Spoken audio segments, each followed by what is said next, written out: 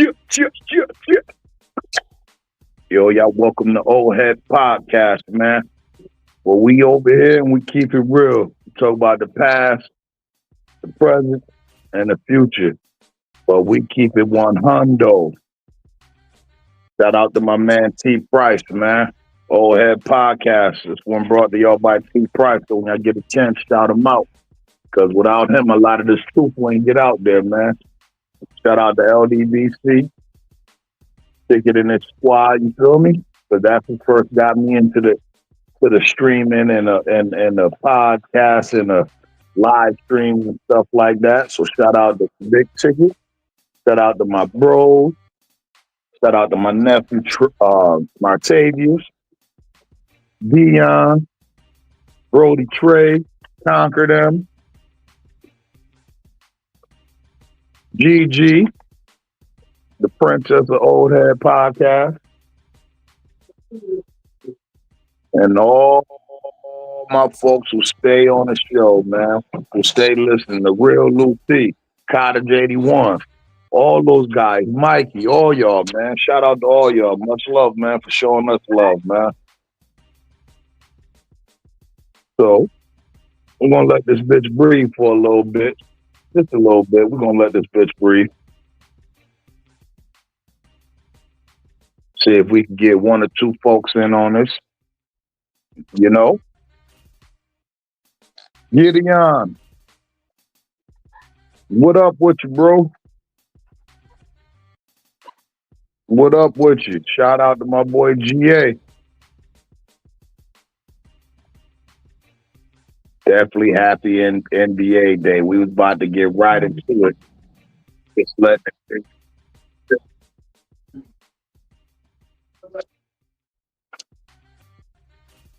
oh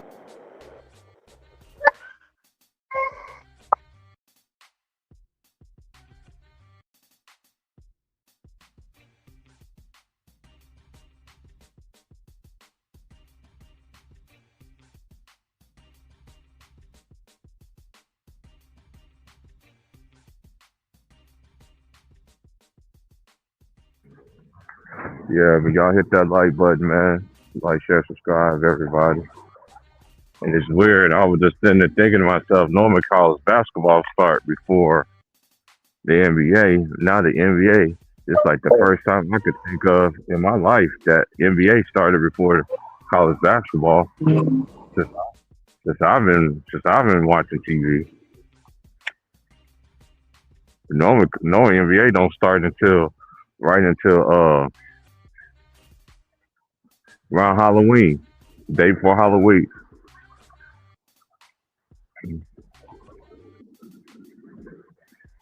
Yeah, I see the NBA got on NBC. They got two games on. I am gonna be watching it, but I ain't gonna be live streaming. I'm waiting on college basketball time, so I don't, I don't, I don't start doing the NBA games until the playoffs. So once March Madness over with, then it's free game.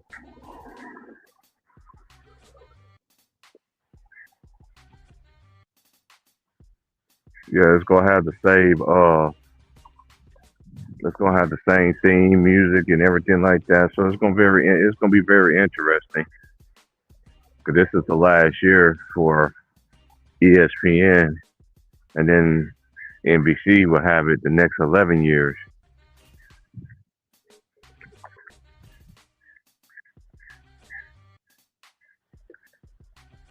I did drop the link for anybody want to come on in to everybody come up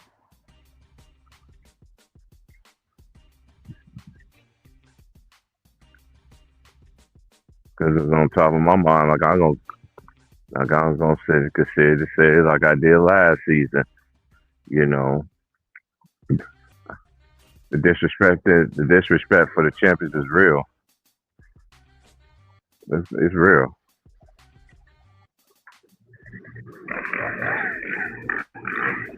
I ain't with all that story time talk either. That story talk, fake headlines, fake all that stuff. We don't do that over here.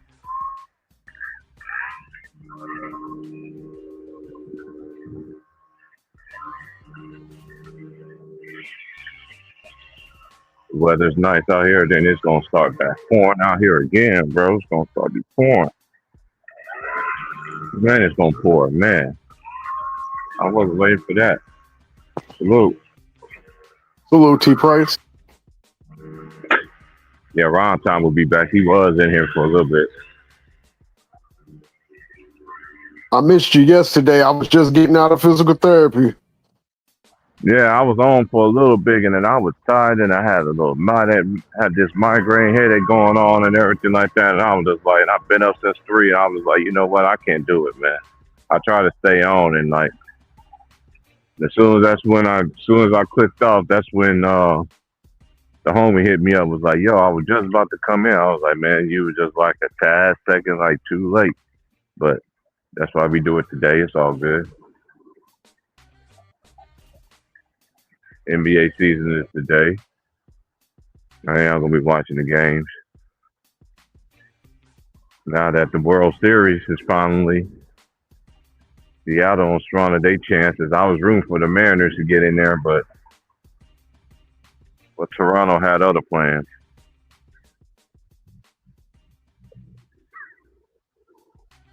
So it will be the Blue Jays, and it's going to be the defending champion, the Dodgers, for this in the World Series.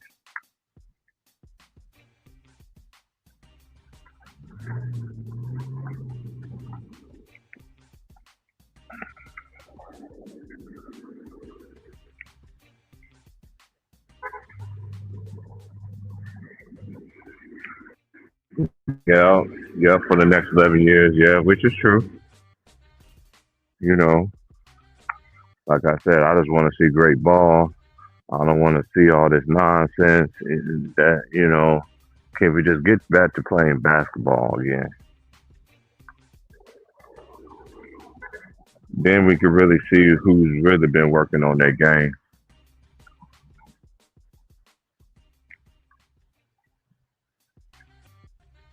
Because the only people that I've seen changing stuff up in their game are the young players, but they don't talk about them as much.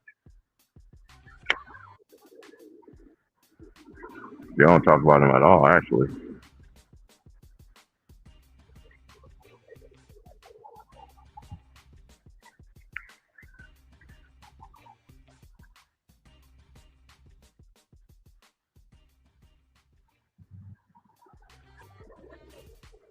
And the way the East is right now is crazy. Guess who's Bizak?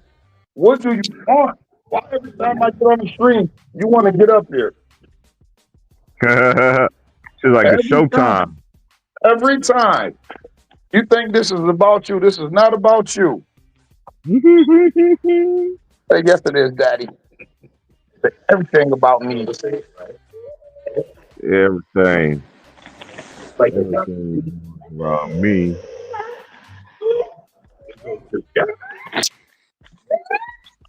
What? Go. Where's your socks? They got 2 games.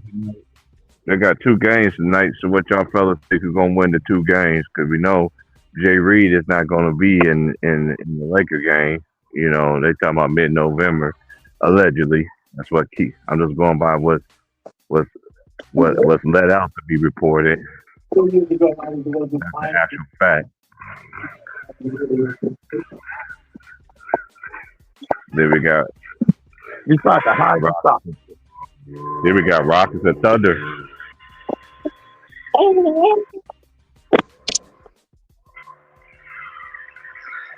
gonna be rain night.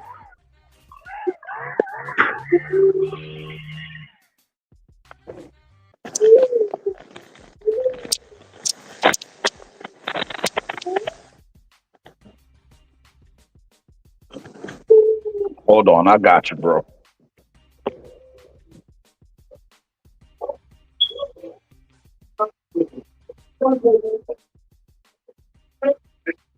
You gonna go play with your toys?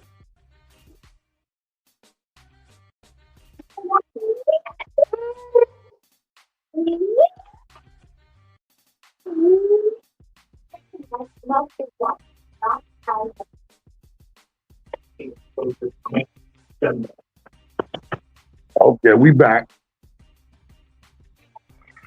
All right. My thoughts on the game tonight.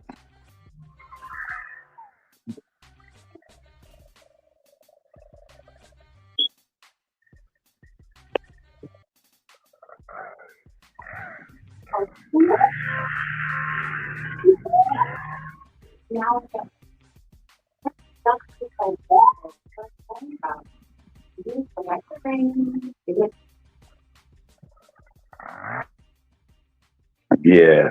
Tonight, man, we got the ring ceremony, as bro said, opening day to the NBA, October 21st. We got the Houston Rockets visiting the OKC Thunder on ring night. Shout out to OKC. They got it done the right way. My thoughts on that game, without Fred Van Vliet, think it'll be a good game. Can you hear me? Yeah, we can hear you, nephew. Oh, you just went out. But yeah, I don't know what happened. I was talking and it muted me out. But isn't it ironic that Durant gets to watch OKC put up their ring? Oh man, it is ironic. It is very ironic, yo. It was, and then like I'm just want to think. I believe him and Russ would have got it anyway. You feel me? Right. They're just too good of a players, and they would have got it anyway. I believe it might have took another 2 years. You feel me? But I think they would have snuck in and they would have got their ring for the city. But hey, Kevin Durant left, and then they put Russ out. You feel me? Yeah. I was saying I got faith in both teams, but it's going to be a lot of emotion, and you never know. Durant might come out on their ring night and put up 50. Hey, yo, he that diabolical, bro. He that diabolical. You know, playing Forget About Dre in the background. Mm-hmm. With a cupcake shirt on. Right. I forgot about the cupcake. Well played. Yeah. I think my boy, he definitely going to be on shit tonight. You feel me? I want to see who they going to start at point guard, though. Some feel it's going to be our man Thomas. Look, OKC better not allow Durant to start getting hot. Because I look at Durant like Albert Bell. If he gets hot, he can carry your team for 3-4 quarters. I don't even think they can stop him from getting up. Yeah.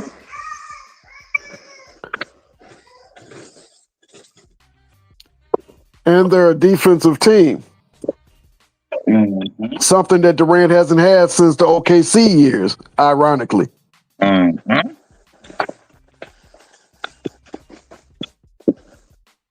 I'm about to say, hold on. Now, is the Lakers playing at home? I don't know. They're not? I said I don't know. Oh. If they're playing at home, they're going to get the calls. I think Luka going to go off. The new sexy, skinny Luka going to go off. I don't, nothing less than 38, 12, and 14. This is his team now. This is his correlation game. It's funny you said that because I said, you know what? I'm ready to rush into this Luka era to see what we really got, to see what we really need. You feel me? Right.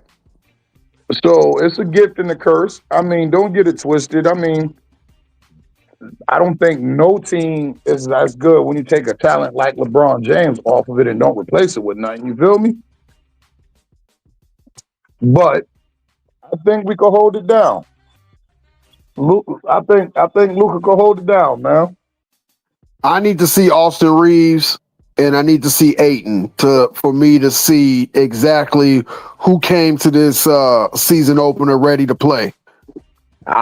Man, nephew, I pray to God DeAndre Ayton locked in. You feel me?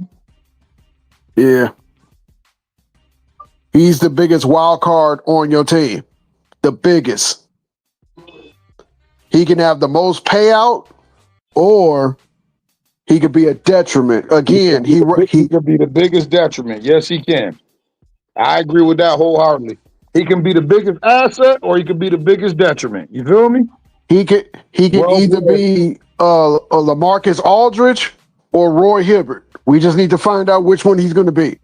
right. hmm If he had that LA attitude, man, people don't know LaMarcus Aldridge was a dog. Yeah, he's another person that let that psycho in San Antonio, get him out of his game. And by the time he got him back, his career was over. Mhm. Car?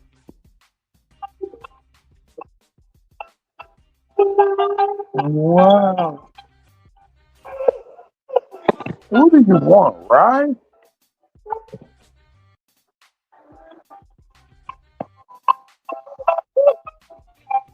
And I'm not a Hachimura fan. I'm just not. Bro, I be on this little channel with these Lakers and 5 cats, right? I like the dude DJ, right? Great guy, and my man Major, and shout out to the young boy JC. You feel me? But them niggas, oh my god, bro, oh my god, them niggas is just everything LeBron. You feel me? Not the dude who owned the channel, but the dude he let run the channel. Boy, if you say something about LeBron, that's blasphemy. You feel me? But I said something last year, man, and they disagreed with me, but then they agreed with me by the end of the year. Well, I said, man, I hate Rui Hachimura. I said, not as a person, you feel me? I said, I don't know the man that hate him as a person. I said, he might be one of the most beautiful human beings we ever meet. You feel me, nephew? right. I said, but as a Los Angeles Laker, I said, I just want to ball my fist up and just punch him in his pretty ass face, just right in his perfect little teeth, and not that perfect little perfect little afro he got. You feel me? Right out of fucking place. I did not know where you was going to go with that. I swear to God, I didn't think you was going to go there. I just be wanting to punch the shit out of Rui, yo. Rui could be my right hand man. You feel me? Like I said, no knock. Shout out to Rui Hachimura. You feel me? But he be doing some dumb shit to be that type of player. He can give you 32 straight games, and then give you 5 straight games. Yo, I no lie, but this is the thing about it. When we was playing Denver 2 years ago, right? And I seen this motherfucker let Aaron Gordon dunk the ball 4 times straight on the back cut from the dunker spot, right? I said, this motherfucker's a fucking idiot. I said, they just ran the same play 4 plays in a row and got the same effect, all because they had Rui Hachimura defending them. Hey, Ron Time. You know how that would have worked with me? The first 2 times after I know they were doing it, the next 3 times he's getting fouled. I would have put an elbow right in his chest. But Rui can guard Jokic. And told him Grimlock. And What told it him, do? Vaughn, what's up, my brother? Nah, go ahead, my man. I was just I'd have put from the peanut gallery. What's up? What's good, y'all? Go ahead, bro. What's good, brother? Man, I'd have put a forearm in that nigga chest, man, and told that nigga, quit running fucking behind me. I don't like when niggas run behind me, nigga. Stay in front of me. Every time you run behind, next time I might hit your ass with a Hadouken, bitch. Well, you got to make sure that you have enough EX to do it, but that's neither here nor there. Look, they have so many flip a coin guys on the Lakers that the only ones that I'm pretty consistently and sure about is Luka. I'm going to give Austin Reeves the benefit of the doubt. And then they said that Vando is healthy this year. We will see, because I don't think he's ever been healthier in his career. But we will see. Vando, the one thing about Vando is defense travels no matter where you go. So that's why I give him the benefit of the doubt. Everybody else, I could flip a coin on. You're not being fair. No, this is not for you. Oh, I thought you was talking to me. I'm sorry. I'm talking to the baby.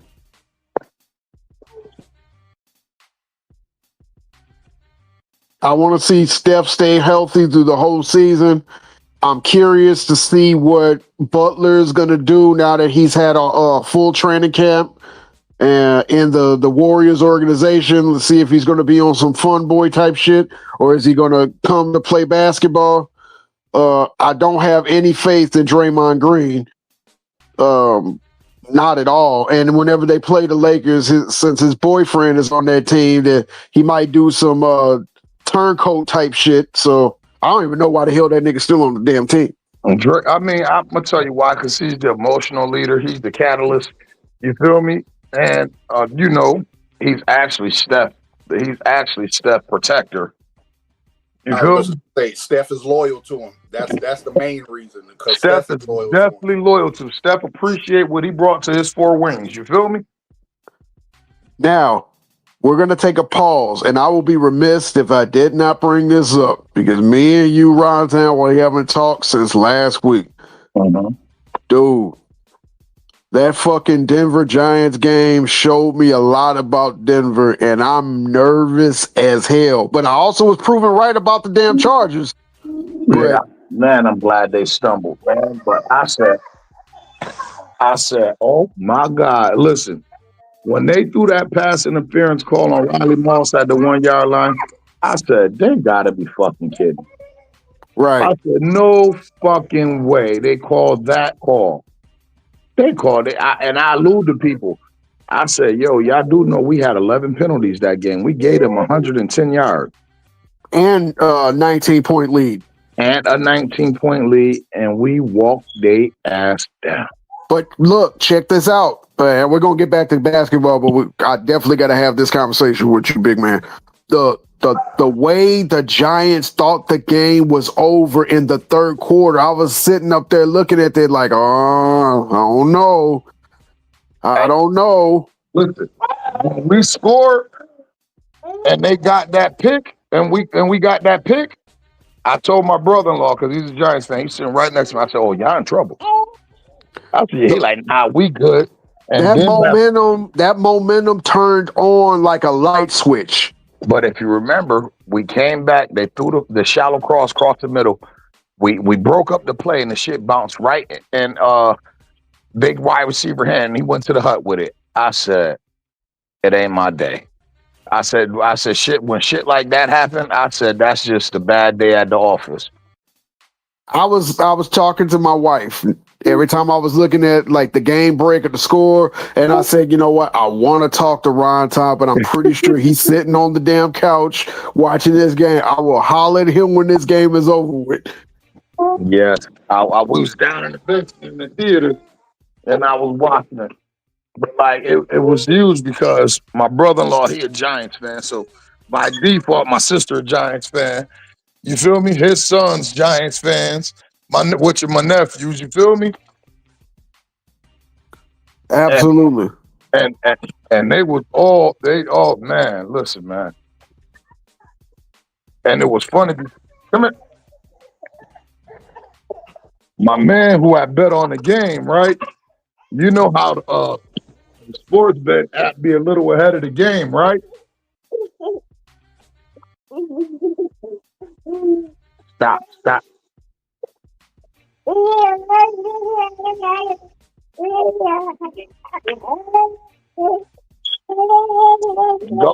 Go.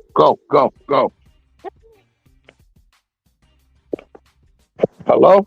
Yeah, we here. Okay, yeah, it was real funny, right? Because when they got that pass interference call on Jackson Dart, ran that bitch in, right?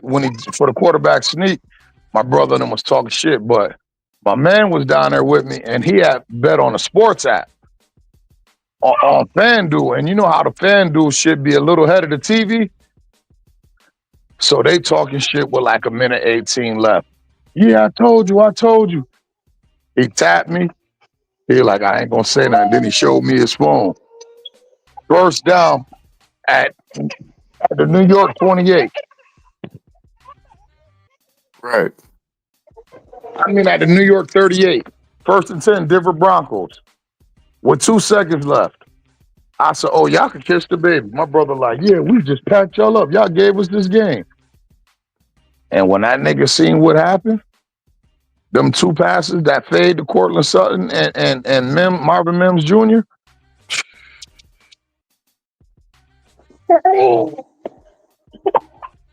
Now you want to hear something funny? And you probably already know this. Who was Sean Payton defensive coach for? I'm sorry, not defensive coach, quarterback coach for. I'll help you.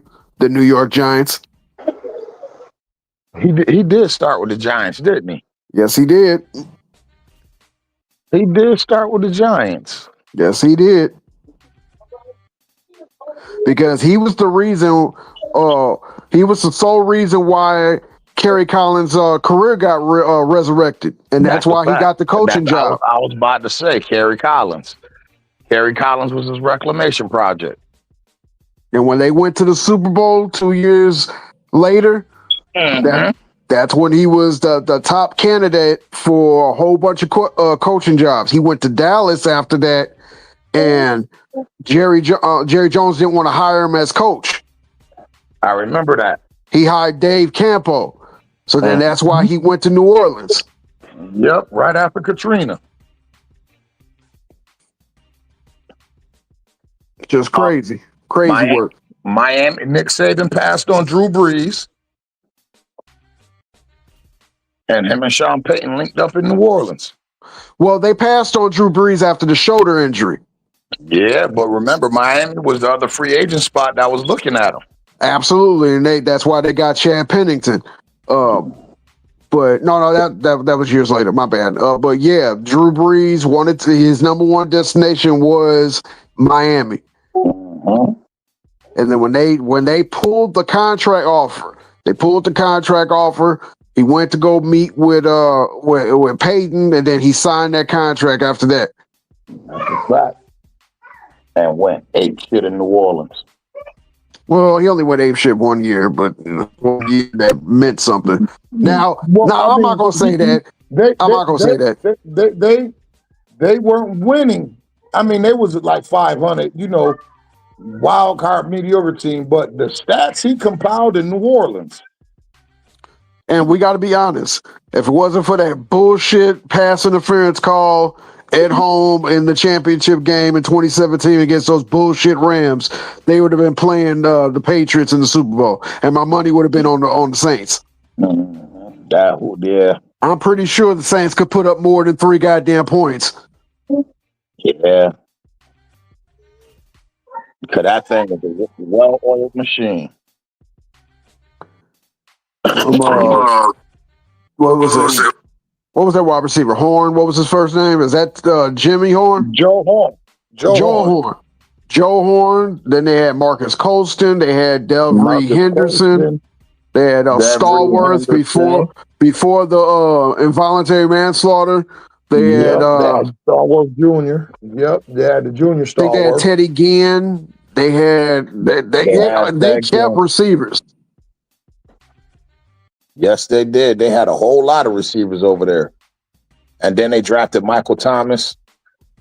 Yeah, I forgot about Michael Thomas. Isn't Michael Thomas the cousin of Keyshawn? Keyshawn Johnson, yep.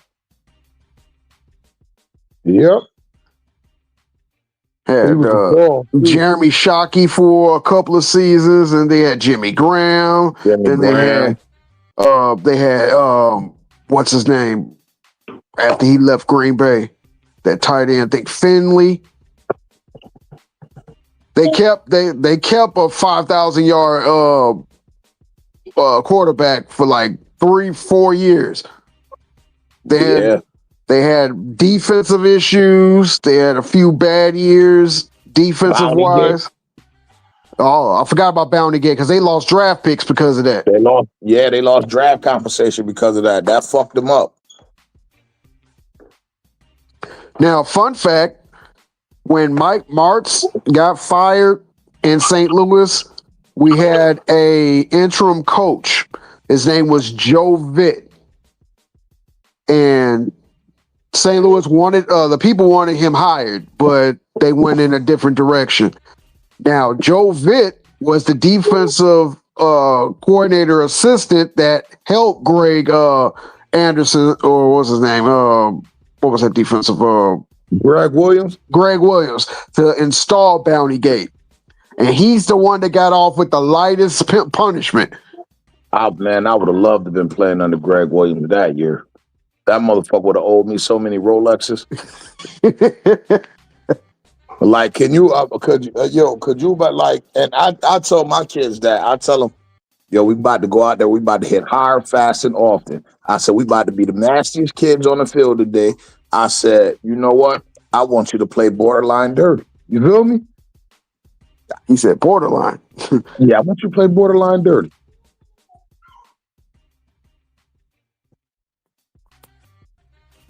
But, oh, man, coach just like, man, go tee off on them, and there's more than a reward of your contract. I have a bigger reward for you. I got an F-150 pickup truck to anybody who put their quarterback out for the game. The biggest bounty was $30,000 to knock out Kurt Warner. Oh, and that's when Hargrove did it. Yeah. I was about to say that the man that they wouldn't have, man, I'd have cashed in on that bitch first quarter. That bitch I'd have not. First play of the game. I mean, and Warner's down. I'd have abandoned all responsibility of my play design that game. That play, I'm going to hit him as hard as I can right now.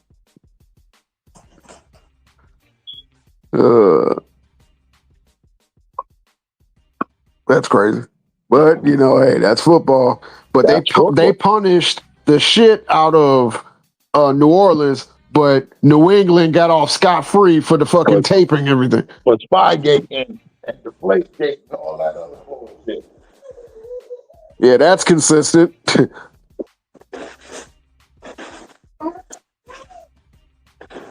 Bill Belichick said he knew our whole fucking playbook. And defensive signals just by taping practice in the dome. Mm-hmm. A team that scores 33.5 points a game only can get 17 in the Super Bowl. Interesting. I ain't gonna front. It was genius. Nah, that was. Hey, yo, listen, that was genius. Because I don't think it's a defensive coordinator alive that was ready to play with that shit. Like, you know, blindly, like we know what y'all do, but we really don't know what y'all do. You feel me? Mike Martz was like a mad scientist over there. He had a specific game plan for the New England Patriots. And your overall team speed was way faster than the Patriots. I get all that, but we beat the Patriots in Week 16 in New England, and Mike Martz said, "I cannot come to the Super Bowl with the same game plan." Well, that's obvious to a duck. But he had a great game plan, and they were jumping routes like they knew what was coming. Because they didn't know what was coming, motherfucker. They knew exactly what was coming. I'm looking down like, what the? We should be up 28-7 right about now. They knew exactly what was coming. They knew what was coming better than what y'all knew what y'all was about to do. That Super Bowl still makes me mad. If I have a time machine, that's the one Super Bowl I'm going back and changing. There will never be a dynasty started out of New England fucking with me. I'd rather the damn Miami Dolphins have a damn dynasty than the damn New England Patriots. Fucking Tom Brady holding his hands up in the air like he was the one that picked off Kurt Warner and took it to the house. Fuck out of here. You know what? Fuck New England. Oh, man, I hope they collapse. Go Bills. Now, back to the NBA. Now that I done had that rant, I got it off my chest. We still on for that Christmas Day game, and it's pretty much going to probably decide the division, depending on if the Kansas City Chiefs like fuck up and all. They got the Bills this weekend. Ooh, and the Bills are looking shaky, but they got to go to Buffalo to get that. I need the Bills more than ever to get this game.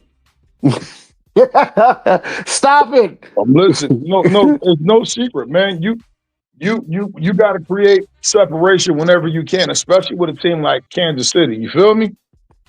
Yeah, and the masterful performance they put on against the fucking Las Vegas was ridiculous. And I'm not even talking about the offense. The defense shut that shit down and shut that shit down early. Steam. I mean, they knew exactly what the fuck Geno Smith is capable of and what he gonna do.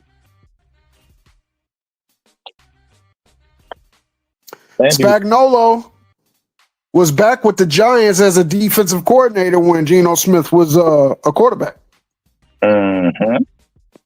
Because remember, he was the Rams coach for 2 seasons. That's a fact, and that's what built that defense for both the Eli Super Bowls. Yeah, Geno Smith turned back into a pumpkin. That's all he ever was to me. I liked him coming out of West Virginia. I ain't gonna front. He was done for when he ended Eli's starting streak. That's when he became a villain. As far as like arm talent, yeah, he could spin the fuck out that ball. You feel me? He just couldn't read defenses the first part of his career. He didn't learn how to read defenses till later on. It didn't look like he read the defense on Sunday. Sometimes, the motherfuckers just can't fool you. They only had 2 first downs going into the fourth quarter. Shit, that sounds about equivalent to what Denver had going into the fourth quarter.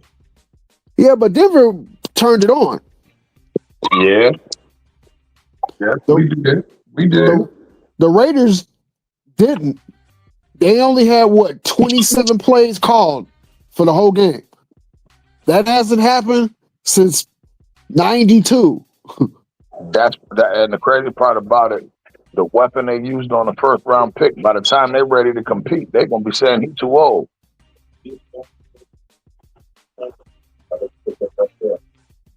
Ashton Genty. Yeah. In 3-4 years, when they probably got all the pieces, Pete Carroll won and all that, they're probably gonna be trying to get rid of that dude. He was a waste of a first round pick. You were supposed to feature the fuck out of him, nigga. I used the number 6 pick on that motherfucker. Bitch, you gonna touch the ball every play. Damn near every play. You and Brock Bowers. Everybody else gonna eat off y'all. We're gonna try to control the middle of the field. Since we got wide receivers that can't create separation at the level we need them to.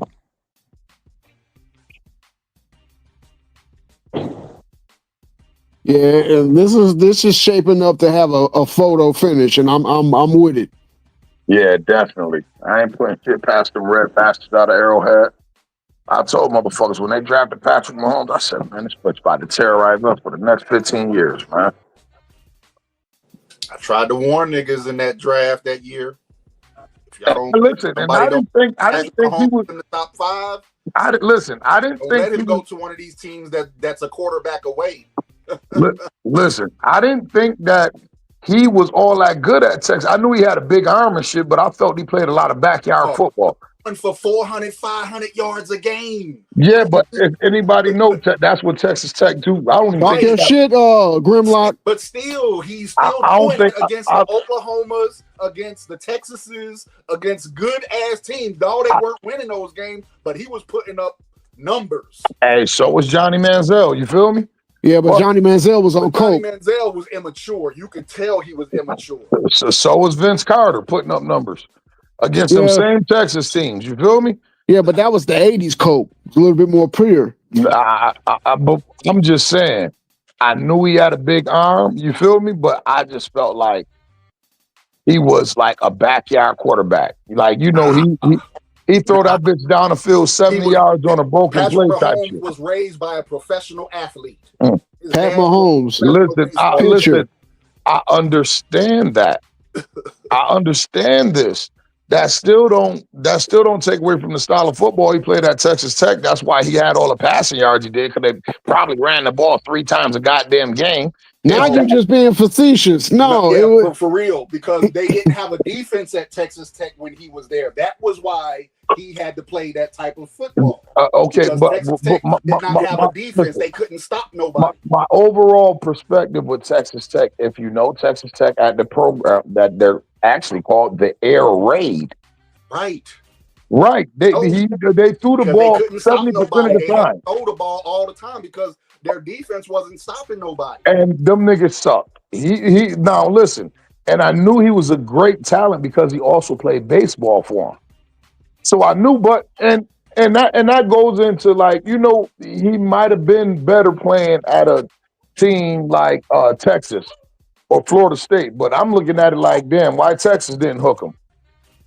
Look, Texas Tech has a history of bringing out good quarterbacks. They passed up on Robert Griffin III. They passed up on a lot of great. They passed up on Drew Brees, who was sitting right in their backyard. It's not typical of Texas to pass up on great quarterbacks or quarterbacks who've done great things, and especially in college. Like, hey yo, but you know, you have to fit the bill in Texas. Jameis Winston wrote a letter to Mac Brown when he was a coach at Texas, begging him to please come look at him because he wants to go to Texas. That's why I said they're the prototype for Texas. You feel me? And like my cousin, he went to Texas. Don't have more championships. Texas should have more championships. Listen, they don't like. My cousin went to Texas A&M, right? That motherfucker. The only reason why he got there because the junior college he went and the wide receiver coach ended up getting a job at Texas A&M, and he knew my cousin, and he telling Texas A&M like, yo, listen, I know this motherfucker from Rochester, New York. I got a 46-inch vertical, and this bitch run a 4.340. He's 5'9", though, but he get busy with the best of them, and brought him down to Texas A&M. You feel me? He went down there for 2 years. I hear that, but listen what he said. Listen what he said. Texas no, listen quarterback. No, listen to what he told me. Listen what he told me, bro. Listen what he told me, that the coaches and like this is their motto in Texas. Bitch, we don't even recruit east of the Mississippi. Everything we need is in Texas. That's the way the motherfuckers feel. He like, yo, cuz, he like, you know how Florida State be going to get niggas from Georgia and North Carolina? He like, Texas believe in Texas, bro. He said them big programs, nigga, it's and he like, yo, you have to be the prototype. It's a prototype of what they feel running back should be. You feel me? It's a prototype where they miss out on a lot of great talent. Texas do. One, because they had a lot of 5-star talent there, so people wasn't with that going to sit behind nobody. But Texas believe in Texas, and I like my little cousin for playing down there. He the one who put me on to that shit. He played down there for 2 years. He like, cuz they got a motto. We don't even recruit east of the Mississippi. I said, damn, they some brash motherfuckers. That means y'all said, man, fuck Alabama, Florida, Georgia, fuck all that shit. We got what we need right here. And then you think about how many fucking D1 colleges is in the state of Texas that they split up. Big time colleges. Not the Texas A&M Commerce and all them small schools. I'm talking about SMU, Houston, Texas A&M, Texas Tech. You feel me? The Texas University. Well, Texas passed on Randy Moss too. We forgot about that. A lot of people passed on Randy Moss, bro. We passed. He was actually that fight. He was actually supposed to come to Notre Dame. Yep, that's who we were signed with. Yep. Yeah, my fight nervous. A lot of a fight. Yep, a lot of people passed on Randy though. But you know what? That's worldwide. That be talent everywhere, bro. People miss talent all the time. They rather go with the safe pick than, you know what I mean? Something that they know going to secure their job.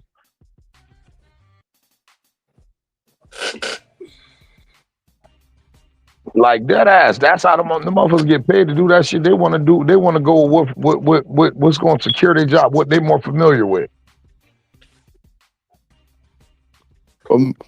But my point is this shit gonna come down to the wire. It's going to. Absolutely. Now I'm gonna tell you when I knew I was in trouble with Patrick Mahomes. Right, I knew he was a great athlete, the dual sports star. Knew his dad was a professional baseball player. I knew all that. Right, knew he had a good genetic. But this one, I knew he was gonna be a problem. That motherfucker Andy Reid traded up 10 spots to come get him. Exactly. I said, nigga. I said, damn. We thought he already had a starting quarterback too. By the way, that went 13-3 the year before. Right. The Chiefs hadn't had a losing record the previous 5 seasons before they drafted Patrick Mahomes. You know what I mean? Alex Smith, I felt so bad for him. I said, damn, how you go 13-3 and don't get your job back? Don't forget about the murder-suicide that happened on Chiefs parking lot. Damn, man. Like I said, back then, I warned niggas. I said, because I'm a Bears fan, we had the number 2 pick in that draft, and we decided to pick Mitchell Trubisky. For some reason. Mitchell Trubisky from North Carolina. Deshaun Watson, go get Patrick Mahomes. Then I kept saying that shit to my Bears, my homeboys who were also Bears. I kept telling them that shit. If you don't like Deshaun Watson, go get Patrick Mahomes. We've seen Patrick Mahomes. Hey yo, and that benefited from an easy ass ACC schedule, and he thinks that's deserving of a number 2 pick. Hey yo, and that's crazy because, and that's another reason why. With Pat Mahomes, you feel me? It was like, man, Deshaun Watson was killing college. You feel me? Exactly. He was killing college. Like I told people, I said, man, y'all motherfuckers. A lot of defenses is lucky that them Houston uppers destroyed that boy career. You feel me? Because shout out to everybody in the chat. Shout out to Mike Miller. He said Javon Belcher. He said he remembers that. And he remembers that the Bears traded up a spot to go get Mitchell Trubisky. From 3 to 2 to pick Mitchell Trubisky. I never forget that shit. Damn, you my cousin. You like my cousin. That nigga's a rabid Bears fan, bro. That nigga talk about that shit to this day, bro. I'm thinking that we trading up when we traded up, we was gonna trade up to go get Deshaun Watson. Right. Deshaun Watson. Y'all still pick Mitch Trubisky. Like, nigga, y'all didn't have to trade up to do that. That nigga was gonna fall in y'all lap. Didn't nobody else want Mitch Trubisky? You the only one who wanted Mitch Trubisky. That be the motherfuckers who think they smarter than everybody else in the room instead of just looking at the tape. You feel me? Right. Now they got Caleb Williams. How you feel about that? He just needs to mature. He got the talent. He just needs to mature as a quarterback. That's all he needs to do. I ain't even going front. Son lost me when I found out he wore fingernail polish. Well, and that's just the young people of these days. And I get it. That's that young shit. I get it. You feel me? They've been brainwashed into this. Yeah, and that's not even saying nothing wrong. Pan whatever society. Yeah, and I'm not saying that son gay or none of that shit. You feel me? Right. Like, but I'm just saying when I figured, I said, him and the little nigga from the Houston Rock. Oh, well, now the Phoenix Suns, Jalen Green. Right. Yeah. Jared McCain. He got his own fingernail polish line. Jared McCain from MVP fingernail polish. Yeah, he got his own fingernail polish line. Yeah, that kind of threw me for a loop with them niggas. But yeah, that Mitchell Trubisky shit, that was asinine. Because even in college, I still had that year. Patrick Mahomes was better than Mitchell Trubisky. That's what I'm saying. On the eye test, you feel me? Even though they like the eye test, yeah, he's a better athlete. You know what I mean? Got a stronger arm. I'm just gonna bet on the pedigree anyway. You feel me? That's why what I'm saying. I can remember that draft like it was yesterday. Being a Bears fan, knowing that we needed a quarterback, we were actually, because we had the defense. Right. we had the defense. We needed a quarterback, and you decided to go with a guy who had who only started 1 year in college, and the 1 year in college he had to eat. He didn't even play Clemson that year. Hey, yo, and that's crazy because hey, yo, that's crazy. That's Mike crazy. Miller in the chat, if you can hear me, are you a Steelers fan? They didn't even play Clemson on that schedule, on their ACC schedule that year. Yeah, that's a fact. But I like Trubisky at that spot, and then you traded up for the nigga like somebody actually wanted that nigga. Right. You niggas was fucking. Y'all done lost y'all goddamn mind. And when Kansas City traded up to get Patrick Mahomes, I said the NFL is in fucking trouble because that team with mediocre quarterbacks has been competing for Super Bowls, and now they got a motherfucking baller. Yeah, that's a fact. Who ain't got no fear, nigga. I said, if Andy Reid, I said, do you know what it cost him to trade up 10 spots, bro? I said, if Andy Reid put all that on the line for this nigga, it's something about this nigga Andy Reid. No, you feel me? Well, he did a lot. He did a lot of future picks, but it paid off the second season. I mean, not even that, but you think about it. Like, that man can beat you, even if he loses athleticism, he can beat you with his right arm alone. You feel me? And then with the knowledge of the game he gonna have by the time he get to year 12, 13, providing he don't catch no serious injury. You feel me? Like, they had a quarterback for 15 years, bro. Think about this. They done flipped the team. Let me ask y'all, have y'all ever seen back to offense? Then when he go out, it's gonna be a defensive team, and all he gonna have to do is manage the game. Let me ask you this: have y'all ever seen highlights of Patrick Mahomes playing basketball? Yes. And now you get so that should show you why he plays the game of football the way he plays the game of football. He plays football like he's playing basketball. No, you know what I'm gonna tell you. This what it was. The nigga played football like a nigga too. You feel me? Yeah. You can't move. Extend the play, go. You know what I mean? It reminded me of shoot him up, bust him up. But this is why I thought the pros wouldn't want the nigga. You feel me? Because he was an actual passing quarterback. He was mobile enough to get out of danger, but he wasn't Lamar Jackson. You feel me? He wasn't a Michael Vick. You ain't going to design runs for Patrick Mahomes, but he got enough athleticism to beat you on a bootleg, get out the pocket, extend the play, quick feet. Fucking baseball player. His dad a professional baseball player. So, quick. So and then him being able to play basketball, that's just the brother coming out in him. You feel me? That's just those athletic genes that's festering in him. That his daddy done passed off because obviously he ain't passed shit to Jackson. He passed all of them to Pat. Well, Jackson, I don't know he's like the family member that nobody really talks about because he's always making an ass of himself at the dinner table. He got the stature. The kid about 6'3", 6'4". You feel me? Yeah. But Jackson looks like he just was one of them. He only played sports because his brother played sports. Right. He's trying to live off his brother's fame. He never looked like he was good enough to be an athlete. He just played because his older brother played. He what we call in the town big for nothing. Yeah. Well, shout out to Mike Miller in the comments. He says he's a Steelers and Bucks fan. So tell me what you think about the Steelers and the Bucks moving forward, Mike Miller. I'm hurting for Mike Evans, man. Yeah, man. Like I just last night that kind of changed the whole trajectory of the game. Yep, and I just asked my man last night. I said, "Yo, with our eyes, what we've seen, his body of work, where would you put Mike Miller at in the all-time wide receiver category?" Mike Evans. Mike Evans.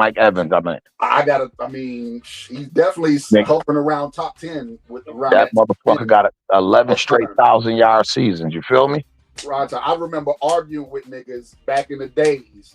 They were telling me that the OBJs and the Julio Jones was better. I'm like, y'all niggas is crazy.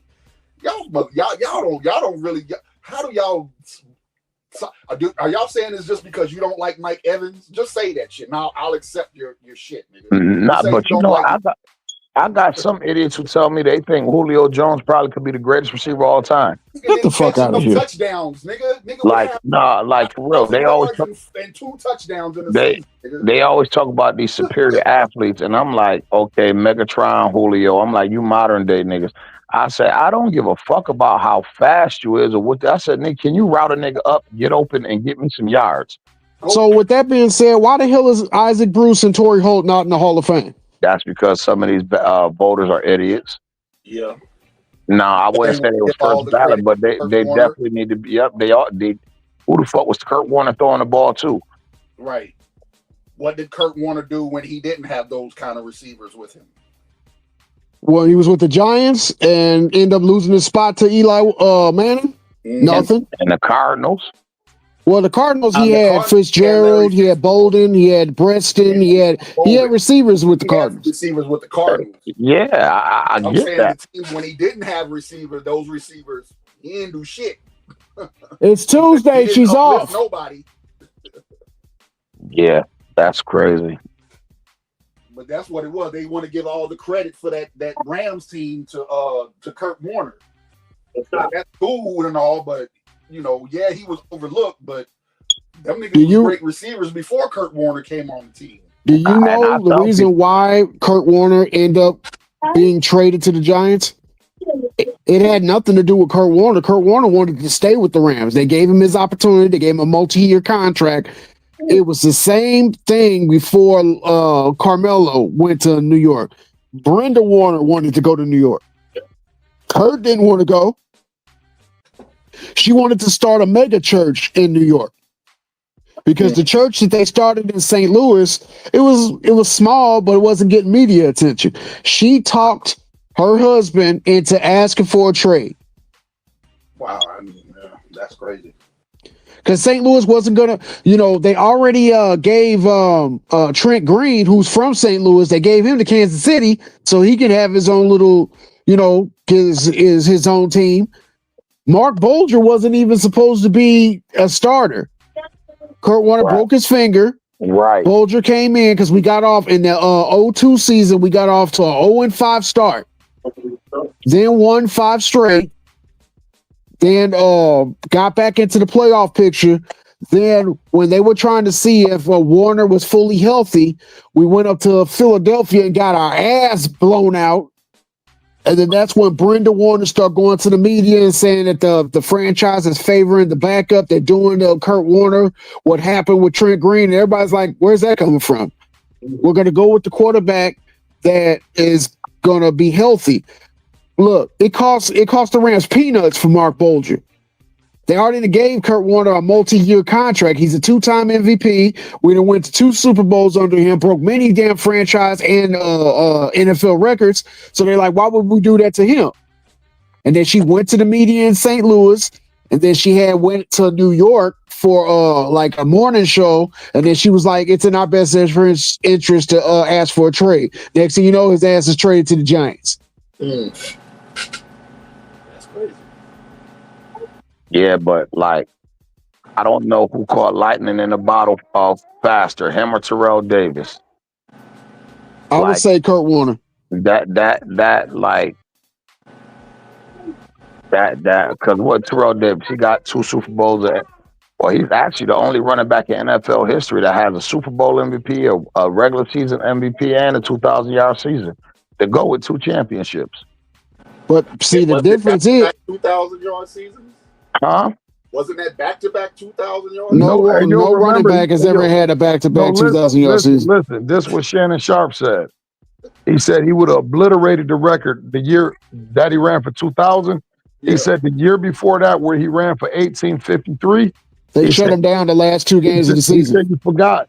The man sat on his sideline with no pads on in most of the fourth quarters, and he sat him down the last 2 games of the season. We're looking at a 2,400-yard season because he was on pace. Because I remember that they sat him out because they already wrapped up the number 1 seed. That's a fact. They sat him out against the Raiders, and Mike Shanahan loves killing the Raiders because of what happened to him. And they sat him out against the fucking Seahawks, who was last in rush defense. They already had their 13 wins. I think they didn't sit out Elway, but he would have probably been the first running back to have back-to-back 2,000-yard seasons plus a runaway. He would have minimum got 2,200 yards in that year. Minimum. Yeah, and I'm not even a Broncos fan. The Broncos in a fucking burned me in my ass too many damn times. First in the goddamn Super Bowl, because I was rooting for Brett Favre to get back-to-back, and he decides to throw a pick party and shit. And then, the next year, I wanted them to beat Atlanta because I didn't like the Dirty Birds and shit. I was glad they roasted their ass. But Denver's always bit me in my ass. And I blame you, Ron Time. It's all your fault.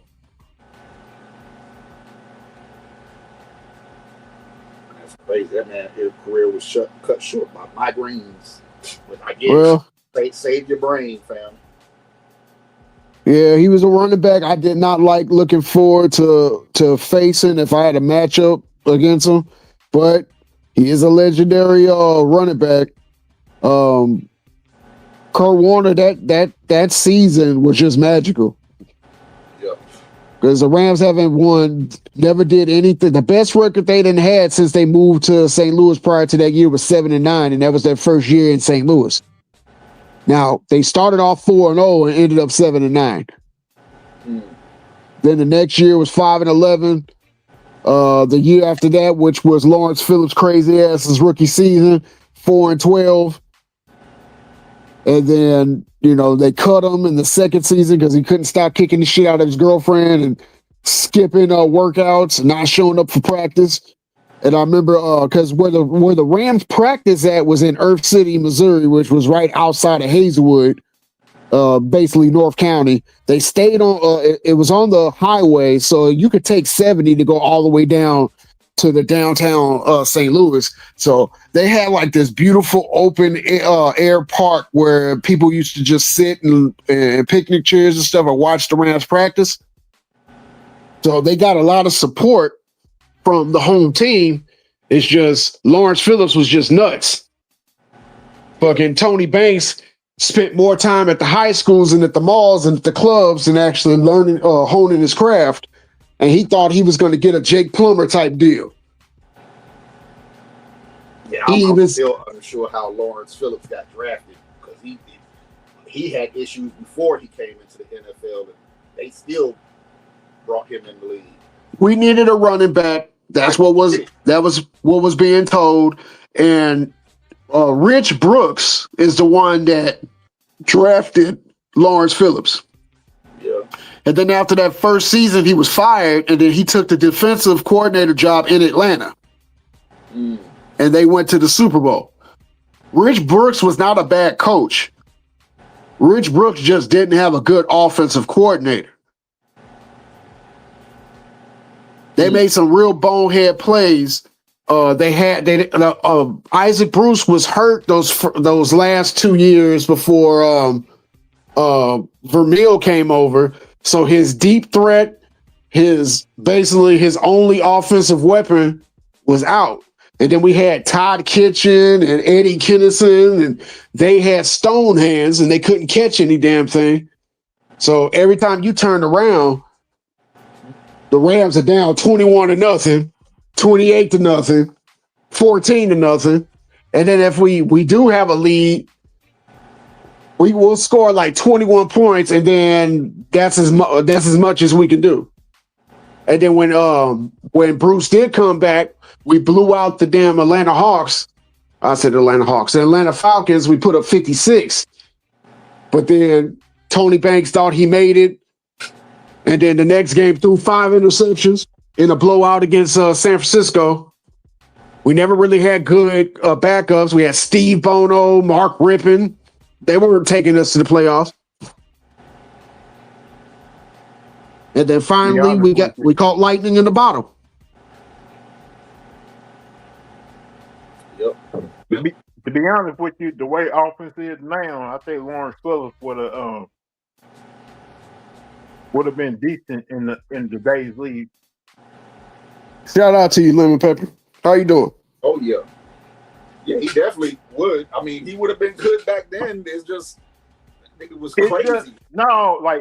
I think the problem with Lawrence Phillips is he couldn't stay out of trouble. That part. And one, I don't think he ever tried to learn the playbook the way it was. Because think about it, in college they ran all that read option offense, the whole, and they didn't start running the read option offense again till like around when Kaepernick was playing at San Francisco. Yeah, and what's the quarterback that they ran it with him? Frost. Yeah, Scott Frost. Mm-hmm. Like, if he would did good in the NFL too if they ran the read option. He came in the NFL playing safety. Because you tell a guy who ran the read options who has to in college, you can't play quarterback in the NFL. Yeah, Lawrence Phillips, it was all about him. Because remember, his teammate we drafted too, which was Grant Wistrom. No, Grant Wistrom. No, Grant Wistrom was our defensive end for the Rams. And they were teammates in Nebraska. And even he couldn't convince him to do what is right on the team. They just cut bait, and it was over. He was literally not showing up to practice, not showing up, not doing anything, and he forced the team's hand. Vermeil is the one that cut him. He went into the front office and said, "Look, I can't get in contact with him. He's missed about 3 or 4 practices." They suspended him for a game, and then he repeated it the next week, and he was like, "I'm cutting him."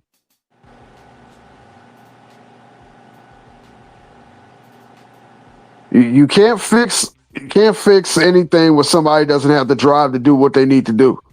That can't be fixed. Just like DeMarcus Russell. Yeah, that's wow. That's Oakland. Well, Jamarcus Russell's still alive, but that's the Raiders' version of Lawrence Phillips.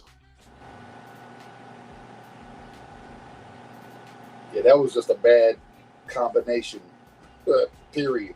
Because the Raiders was terrible at that time, and Jamarcus Russell was immature as hell, too. He didn't want to work. How do you gain 100 pounds in the offseason, Grimlock? Didn't work, didn't study his playbook, all that shit. Like, damn, bro, come on, man. You the number 1 pick. Do you know how much you got to eat to gain 100 pounds in 6 months? That's what I'm saying. That was just, to me, that was a bad combination of team and draft pick. The team was bad, and you drafted a player that was unmotivated. The problem is you got these guys who were told their whole football career that you're great, you don't need to work. Like right. Then when you don't get that perk, then you don't got when you don't got that person like telling you like, hey, you need to stop with the bullshit and get together. And what they mostly do, those type of people, they say, shut the fuck up, you don't know what you're talking about, get out of my face.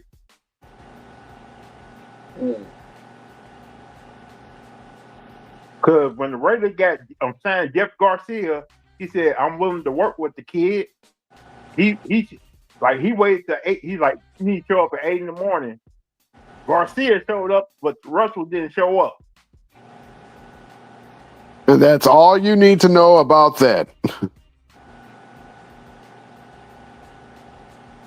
Like you got the nerve to hold out. Talking about, and the Raiders paid him the highest rookie QB quarterback ever. Then you want to act like, oh, I don't need to learn the playbook. I don't need to work. I'm just going to do what I normally do in college. And like, I don't care. Well, let me ask you this question, Grimlock. Why and Lemon Pepper? Why does everybody got all this hate for Patrick Mahomes? I'm curious.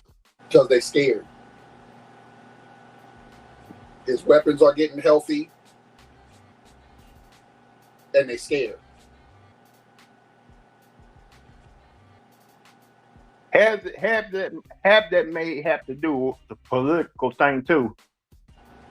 Political? What? I don't know. Explain, Lemon Pepper. I don't know about the political thing. I feel like they see that Rashee Rice is back. Hollywood Brown is getting comfortable. Well, the running game is looking pretty unstoppable. So what's that? So how you gonna stop Patrick Mahomes now? Now that everything is getting back to normal for them, I think that's where the hate is. That's just what I feel the hate is coming from. So go ahead. I don't know about the political stuff. But go ahead, bro. Also, when you look at those games, it feels like the NFL is helping Kansas City moving forward almost every year now. They feel like Patrick Mahomes is their golden goose. They're gonna make sure he don't fall on his ass. And plus political thing, everybody's mad at him. But him and his wife is Trump that.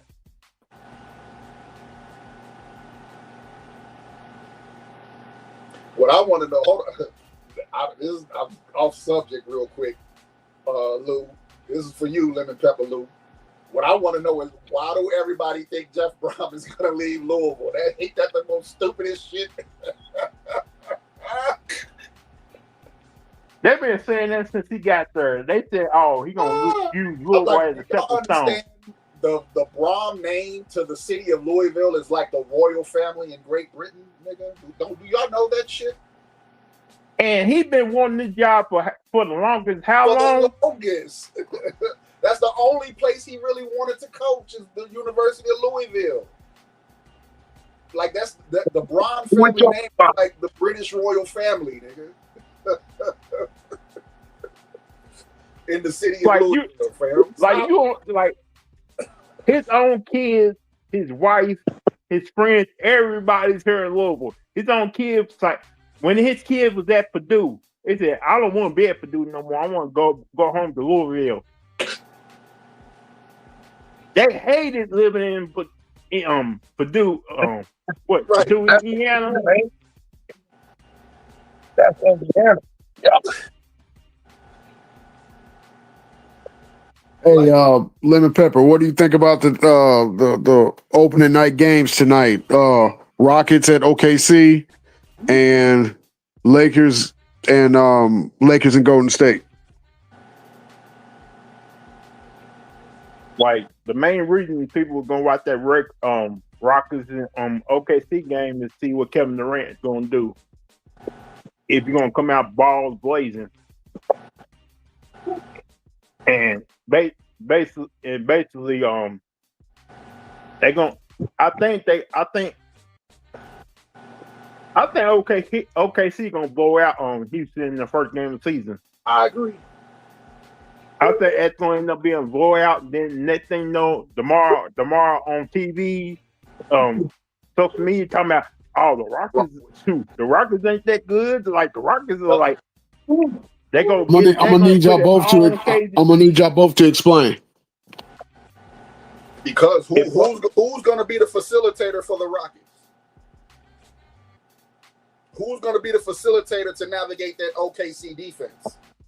They said it's going. I think they're going with Amen Thompson. I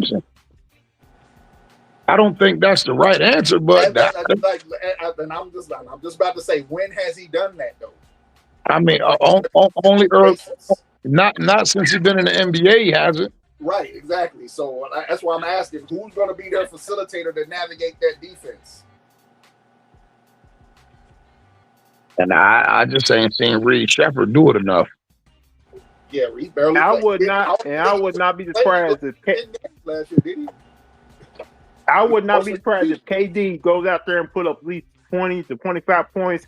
It's not going to be an easy 25 points either. They're gonna try to make him work to get those 20 points. Yep. But that's not going to be enough. Lou Dort going to be in his jock strap. And that nigga is about to gun Lou Dort down. He about to let them know, man, that's my house. Like that now that home court right there, that's one home court that he ain't gonna mind playing on. You feel me?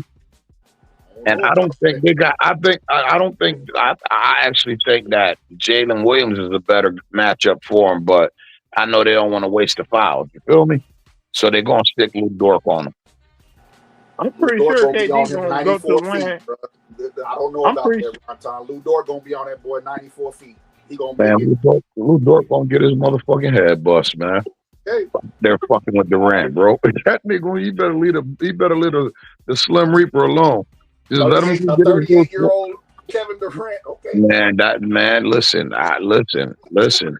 One thing his game has never been predicated off is athleticism. Right, but one thing I can tell you about his game, all that lighting niggas up and shit, that shit never really been an impact on the game since he left the Warriors. Yeah. I think. Listen. I think if him and Kyrie would have left that team as it was with Jared Allen, Spencer Dinwiddie, Karis LeVert, and Brooklyn, I think they'd have went ape shit over there. When they broke that team up, that's when I ain't thinking. When especially bringing over James Harden, I said that shit is not going to work. So I don't judge that Brooklyn shit. That I like it. I like what they had in Phoenix with just him and Devin Booker. I think they could have figured it out. But remember that first year he was there, they did not have a viable point guard. What the fuck made them go get Bradley Beal? I don't know. You feel me? Like they was just a distributor away from being a viable contender with him and Devin Booker over in Phoenix. You feel me? So like, but what you spoke to is true. It's true. That's 100% facts. What you said. Under the circumstances, it's 100% fact. But I'm not gonna front. That motherfucker, one of the coldest motherfuckers I've ever seen, put a ball in the bucket, bro. And for the Lakers and Golden State tonight, I think Luka's gonna have at least 38 to 40 points tonight. I think it's gonna be a close game. It's gonna come down to that fourth quarter. But not fuck around and get their motherfucking head bust tonight. It's like Draymond Green's already talking that bullshit right now, talking about 20 points a game don't matter. Like, nigga, what? For who? You didn't see that 2 Raw video? Nuh-uh, I didn't see that. I mean, I'm just saying in particular. Draymond Green talking about, yeah, I could have had career-wide average 20 points a game, but that don't matter. Nigga, he tripping. There's nothing in Draymond Green game that says he can average 20 points a game. His career best was what, 16? And that was the best you could do. I'm like Golden State. Hey, Grimlock, like, I gotta push back on that. He can average 20 points a game if he was going to 500 points. Or if he was the only motherfucker out on the court that was worth anything. Yeah, Draymond Green is a piece of shit. He's the same person. He's the same person that says he's a 20-point scorer. It's especially an impactful 20-point scorer. And then he wants to talk about Barkley, but Barkley can get 20 points in his goddamn sleep. In his sleep, nigga. Barkley wake up with 20 points. Now you got to stop him from going for 40. Draymond Green is the same person who said, I'm a greater player than Michael Jordan. Well, he's a dick. Yeah. He's a greater player than Montel Jordan, but not Michael Jordan. So he got the M's backwards. I don't even think he's a better basketball player than Montel Jordan. You know what? You're right. I'm like his basketball. And shout out to Montel Jordan for his fight with prostate cancer. Shout out to him, man. But I'm like his though. The Warriors have they full team tonight, right? No injury. I'm seeing if they're going to let Kuminga cook like he did in the playoffs. Because that's going to determine if I feel like they're going to be a championship contender or not. If they're going to let Kuminga do his thing. They're going to have to. They got to do his thing. Warriors should just go ahead and cancel the fucking season and trade everybody. They got him for the low. I know. They might as well let him. They might as well let him do his They thing. gave him a prove it. They gave him a prove it contract. So let him go out there and prove himself. He's looked great in the preseason. He's looked pretty much unstoppable in the preseason. So are y'all gonna let him do his thing or not, Steve Kerr? Because that's been the problem the whole time with Kuminga. You not letting him play. Say what you want about him being immature. He was acting immature because you're not letting him play. Oh, man, they knew that boy was going to get that $100 million if they let him play. I know. Trust me, that didn't come from Steve Kerr. I know. I trust me. That's why I never liked Steve Kerr being the coach. Even though they won championships, I never liked him being the coach because he's a company man. I don't like company man type niggas. Yeah, when the motherfuckers done been filling out your paycheck and they giving you $10 million a year, that motherfucker done got, like you said, he done got used to that lifestyle. When the uppers say don't do something, bitch, if you do that, bitch, you fired. And Gramlock, I need you to burn it down. I need you to go in a little bit more detail on that company, man. Trust me, I've already been given the say so. Oh, go ahead and burn everything down. Hey guys, you know that new rule goes into effect tonight. What new rule? Where they're going to be chucking up half court shots. Oh yeah. And they don't fuck with their field goal percentage. Yeah.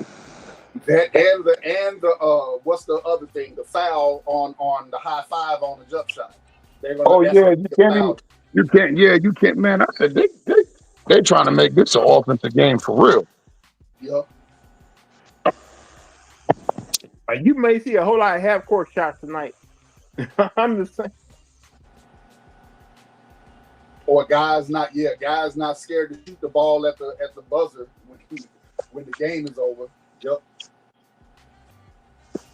Instead of passing it to somebody to take the turnover because the buzzer went off. Here, you take the turnover. I know y'all saw that Lamar Odom interview with Shannon Sharp. No, I didn't see it. Was it a good one, Lemon Pepper? I never saw it, but yeah, go ahead, Lou. He did say the Dake offense in the NBA is boring as hell. All it is high pick and roll. Yeah. I tend to agree with him on that one. But you look at how people aren't watching games no more. Like that's one of the main reasons, because everybody's doing the same thing. Nobody plays defense. Well, I don't say nobody. There are certain teams that still play defense, but rarely you see defense every night played at a high level. And everybody is doing the same thing. I credit Oklahoma City because they brought back some kind of structure to basketball where you're attacking the basket more than shooting a whole bunch of 3-pointers in the game. That's a fact. But you still have a lot of teams that still do that same shit, that just screen, and then jack up a 3-pointer. Like, you're not taking layups. Like, the layup is right there, bro. Go ahead and take the layup. Oh no, but the guy's rotating, but his rotation ain't even there or close enough to stop you from getting a layup.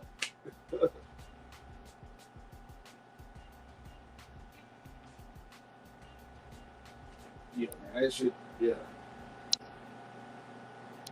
I'm ready to see this Mike Tirico MJ interview. I thought they was gonna play that shit Sunday night, but I guess they're playing it tonight. They're gonna probably do it around 7:00. Yeah, it's supposed to be sometime around the halftime of the first game. But I guess they're gonna show like parts of it periodically throughout the game. What is it? Huh? What is it? The Mike Tirico and Michael Jordan interview.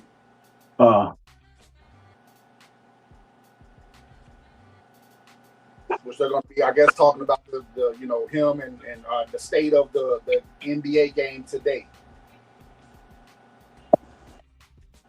And right away after that interview's over with, you're gonna have some fans, some young YNs try to criticize the whole interview. I don't think you so. already know.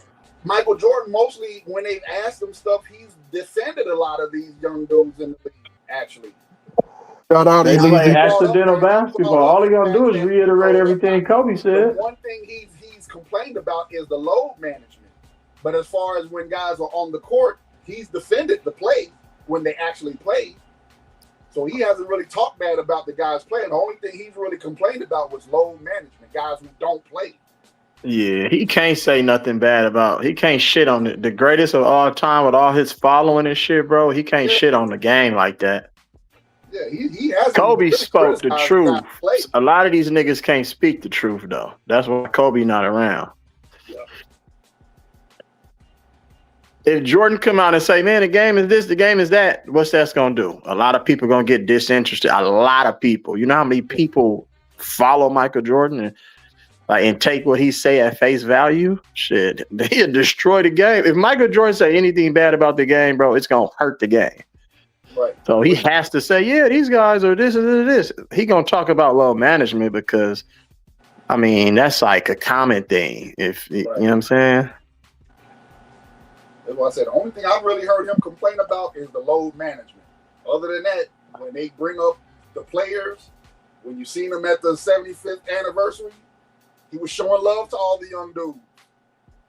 They were actually shocked that he was showing love. Right, because they know that it's a circus. They know they in that circus shit.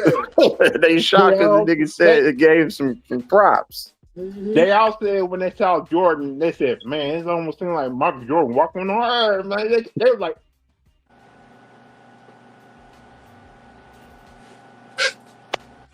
"Yeah." So I feel like, and I don't know if anybody's seen when I think it was Carcino that mentioned this.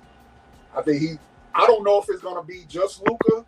I know Luka is like the brand ambassador for Jordan brand. But I think it's going to be for Luka, Shea, Anthony Edwards, like all those guys, all the top guys, the top 10 players. He's going to be building them up. So it makes the league better. So people come back to watching basketball again. Right. But it's tough to build niggas up who don't give it to you on both ends of the court, though. Shea, for sure. Get that. He's gonna have to build. He should build Curry up. But Curry is not Nike, so you know. Easy. Check this out. Neither is Edwards. He's Adidas. But check this out. Just hearing Michael Jordan give you props. Imagine what that's gonna do for those guys' confidence. Yeah. Oh yeah, for sure. They gonna. Yeah. He already endorsed Luka. He signed that motherfucker to his shoe deal. Right. Shit, that's confidence right there. Exactly. And Anthony Edwards just did the interview the other day talking about he was in communication with Jordan this summer, getting tips on how to improve his game. He said Jordan told him how to improve his post-up game. So I'm waiting to see that. Did he tell him stop shooting less 3-pointers? Nah, he didn't tell him that because that nigga shot hella 3-pointers in the motherfucking preseason. Still shot him, yeah. It's the same shit, bro. I'm telling you. Hey, but he did say allegedly, out of his own mouth, he just shot nothing but jumpers. He shoot no 3-pointers. Every once in a while. Yeah, he was shooting a lot more mid-range jumpers too. He was taking a lot of 3-pointers, but I gotta believe it when I see it. We'll see it when during the season.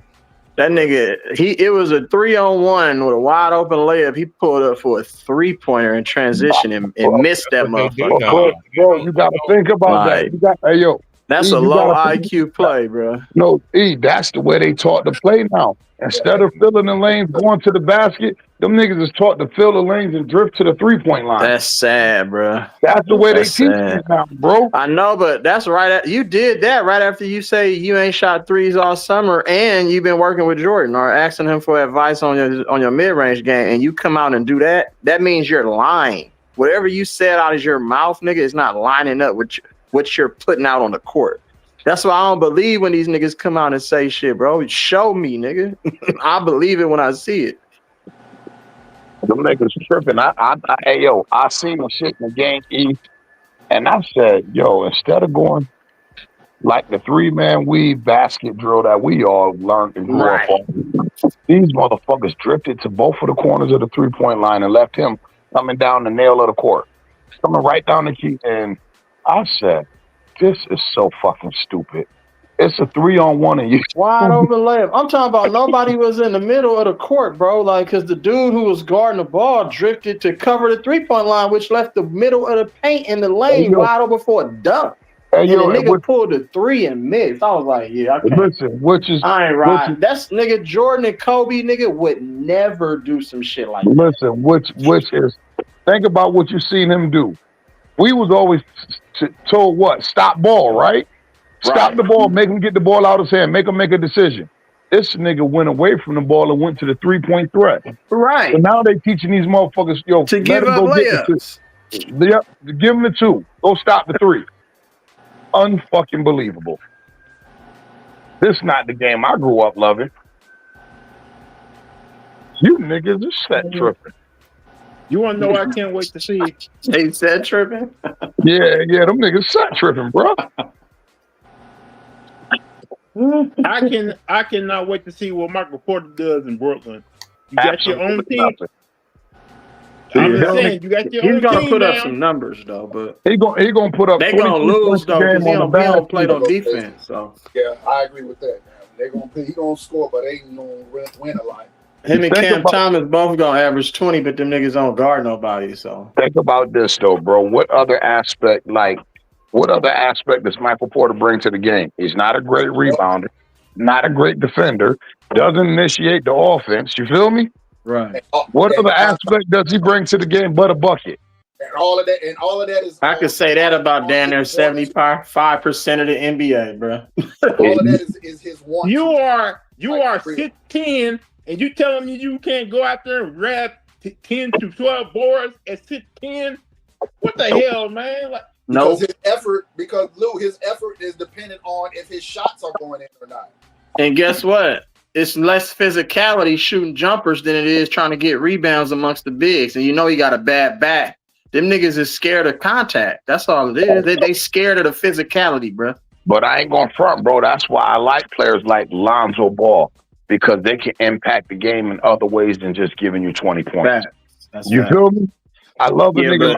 He got to stay healthy, though. He fragile, too. All them Lonzo niggas is fragile. All them Ball brothers, they soft. Hey, yo, listen, I get that, but I was just using him as a reference point because he do impact the game in so many different ways besides scoring. You feel me? Right. And even with his fragility, he still gives the effort. Right. That's Russell Westbrook. Russell Westbrook. He ain't got to be scoring 30 for him to be impactful. Oh, he gonna help that Sacramento team. I promise you that. That bitch gonna go get you 12 boards. You feel me? Right.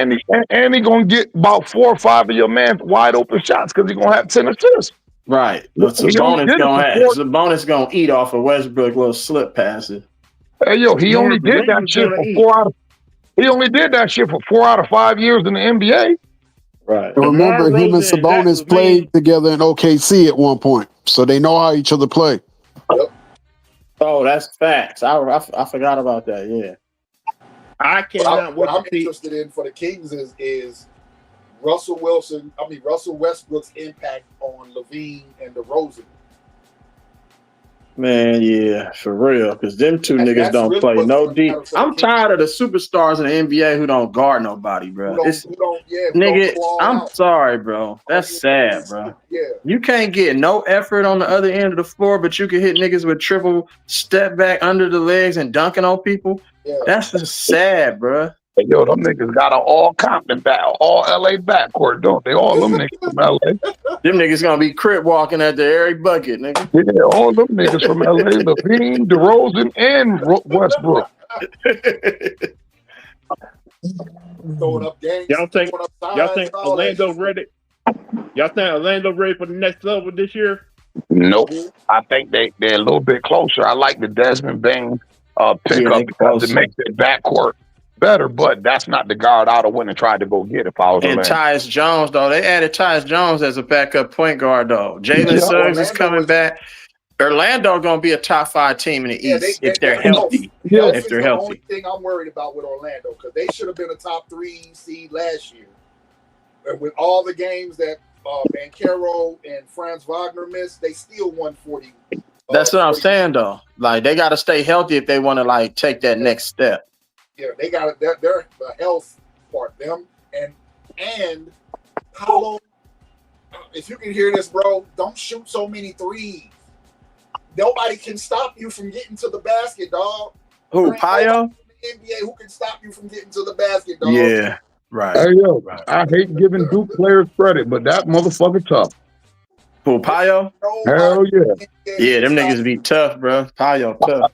I hate Duke players, but that motherfucker Banchero, Payo, he's hella big and strong, bro. He got to learn how to make his free throws, too.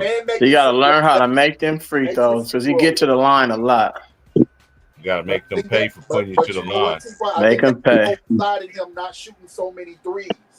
Right. If he attacked the basket more, hey, I look at it like this, though. Detroit, Orlando got an opportunity because Boston's missing a guy for a year. The Pacers is missing a guy for a year. That's facts. So the top 4 teams is Cleveland, New York, Cleveland, New York, Detroit, and Orlando, in my opinion.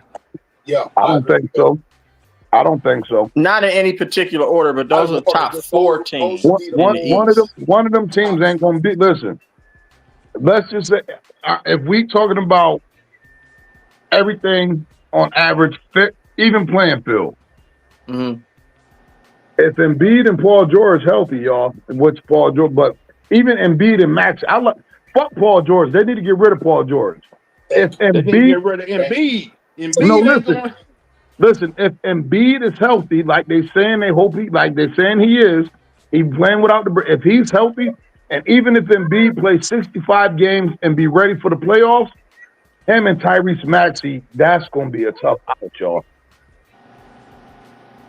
If he's ready for the playoffs, because Tyrese Maxey, he ready.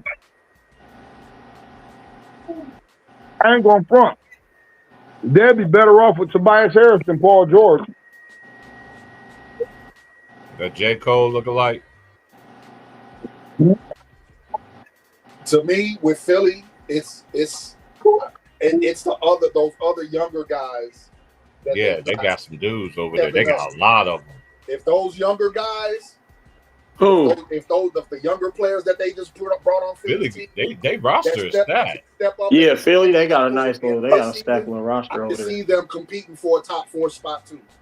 That they can be right now. I got Philly right around 5 or 6. You got Philly right there? Yeah, Philly could be right there. They can. Think about it. They hit. They gonna have some growing pains though, because Maxey ain't really a strong defender. Listen, they hit on the Jared McCain pick, right? Right. Yeah. Remember, they weren't supposed to be in position to be able to pick a dude like VJ Edgecombe. Right. Well, did they? So hit you on that? think We don't know. He just had, and they got Johnny Broom, right? Okay, but he's injury prone already. Listen. Vontae, that's all. That's everything I'm talking about right there. Everything you bringing up is exactly what I'm talking about, bro. Hey yo, those guys. Hey yo, and the kid Broom, he's a 4 or 5 year college player, y'all. He ready to contribute right now. Right. That's true, but Nick Nurse Nick Nurse not gonna give him a lot of minutes because he gonna go with Andre Drummond. Now that might be the issue. That would be a problem. I would have a problem with that if he did that shit. I would play Broom at the 4. You could still put Andre Drummond at the 5. So, he would be my 4, He played the 4 for Jordan Otterburn.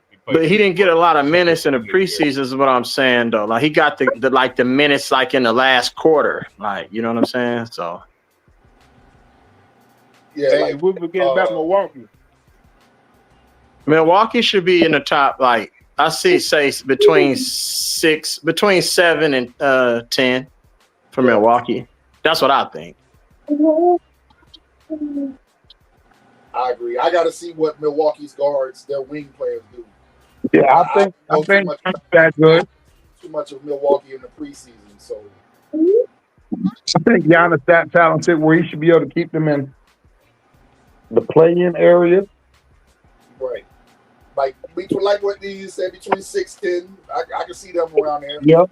6-10 seed. But you got to turn on that thing, so right. But you got to have guards, though. You got to have. They don't have to be great. They just got to be serviceable and dependable to help you win. Didn't they resign your boy? Dad, what's his name? Blondie. You talking about Blondie with the blonde hair? No, he playing for Boston last year. He got.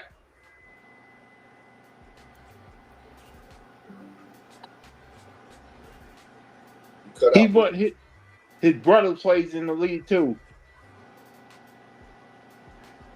Holiday. I'm thinking of Kyle Kuzma. That's what I'm thinking of. Holiday. Oh, they brought back. Yeah, they did. They brought back. Holiday went to the Hawks. No, you talking about Holiday went to Portland. Yeah. You talking about the other Holiday brother? The other Holiday brother went. He played for the Rockets, the younger one. Oh, okay. Hold on. While we sitting there talking about it, go ahead. My bad, y'all. I'm just gonna look up some information.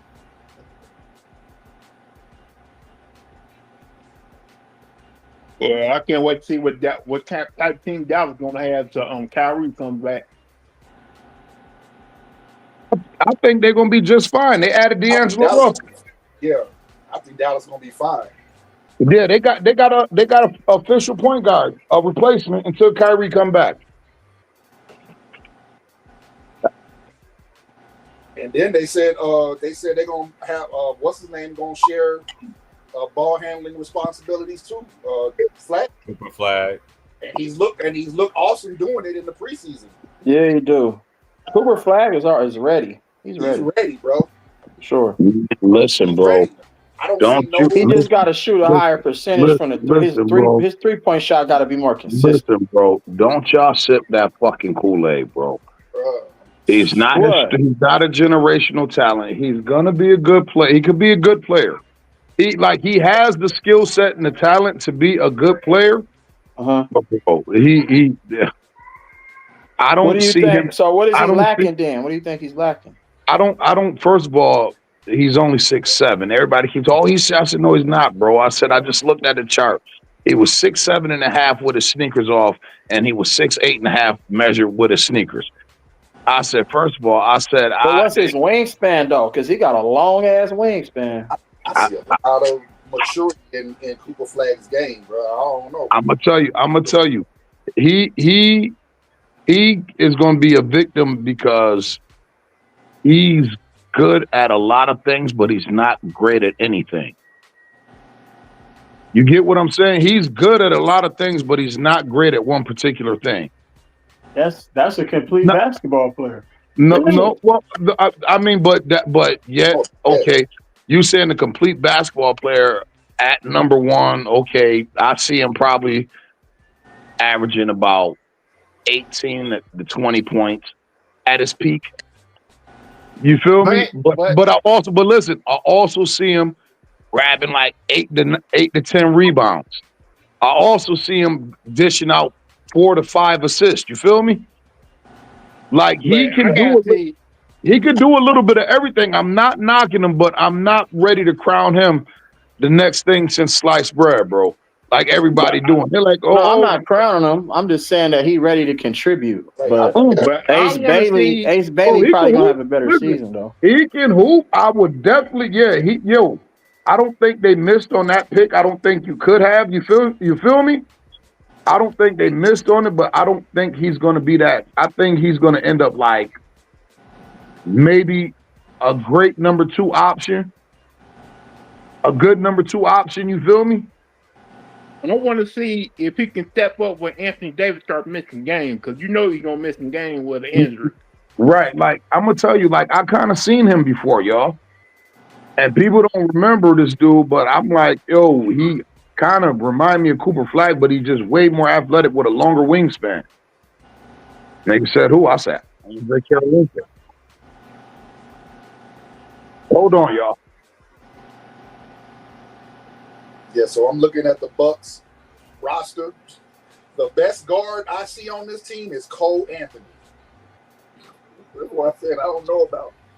Yeah, the Bucks, they're probably somewhere between six to the play-in. TP, what did that big African dude who Cooper Flagg's teammate at Duke go to? Phoenix. Talking about Malawak? Yeah, he went to Phoenix. Yep. Yeah, I want to see what he does. I think he's gonna be better than people think he is. He look like he could be Luol Deng's son.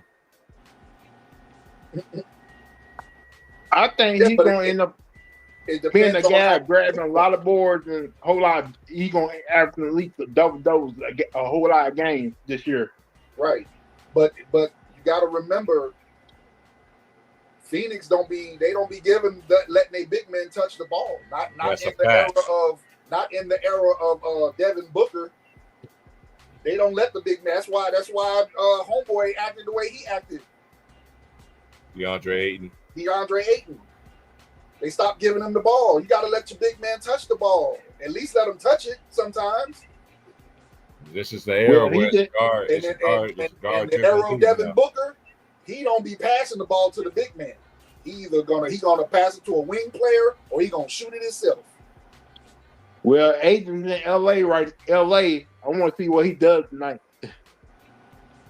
Yeah, me too. I want to see. I don't know if LA. I'm kind of skeptical of their defense. Like, LA gonna come ready to play tonight because Golden State's gonna probably not taking that seriously.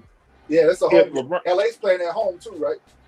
Yeah, LeBron ain't playing. They don't play. They're gonna come to play. I feel like they're gonna come to play. I'm saying later on in the season. That's why I said what I said about the defense. The defense is. And I said this too. I don't think old man LeBron's hurt either. I think he's sitting there to find out if he's gonna stay on this Lakers team or not. Evaluating the team. But hold up. Now, since you brought up LeBron, what's up with this LeBron James bashing tour that's going on on these podcasts and shit right now, and in the media? Because he's on his way out the door.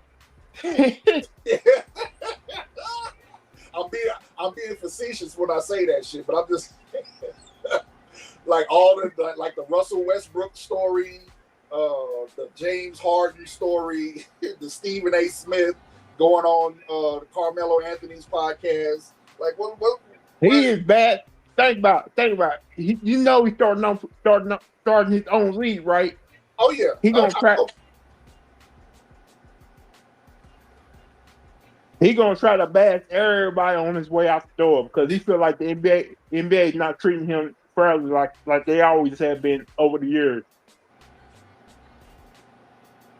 Like just a week ago, everything was love with LeBron. Now, right on the eve of the season, all these little different stories, and all of a sudden coming out. What's going on in the media?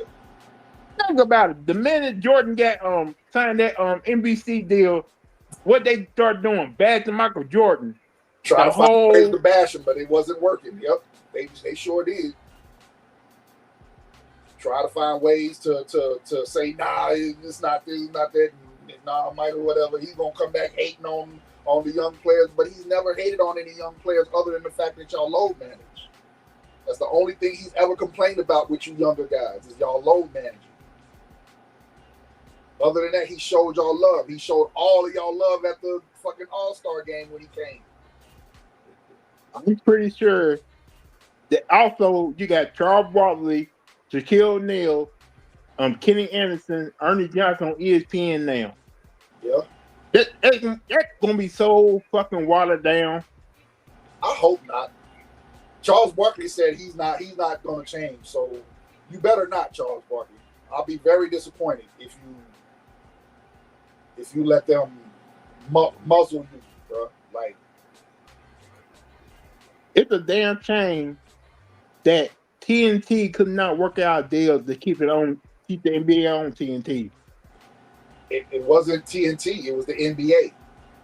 It wasn't TNT. That was the NBA did that. The NBA reneged on TNT.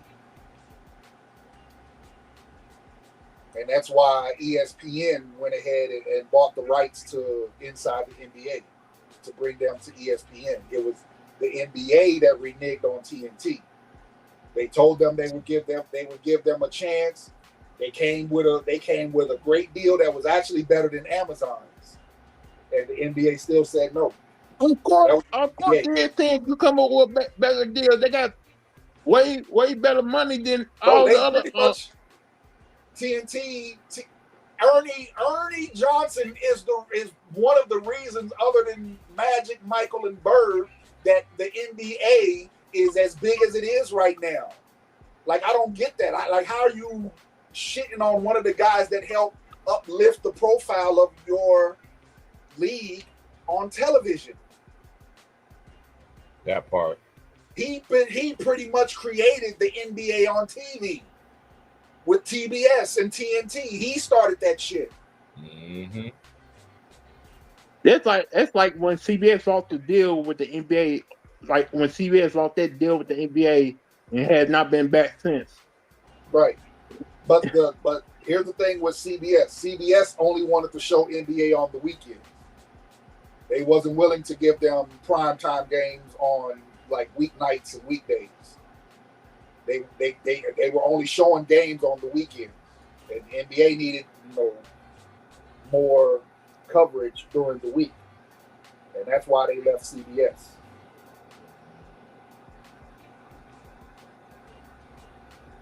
Like I be watching that on the old Lakers and Boston series on CBS. Mm-hmm. It was a great broadcast. Like, yeah. What's his name? What's the dude? I don't know why I always forget his name because I want to say Busberger. Not Busberger. The other guy. Tommy Heisen. You talking about the guy? You talking about the guy with the white hair? You can be ahead. Dad, I know you're talking about. Hell. Dick Stockton. All those names something from way back in the day. O'Brien. His last name is O'Brien, I believe. Oh, Patrick O'Brien. Patrick O'Brien. Yeah. Patrick O'Brien. That's it. Yeah.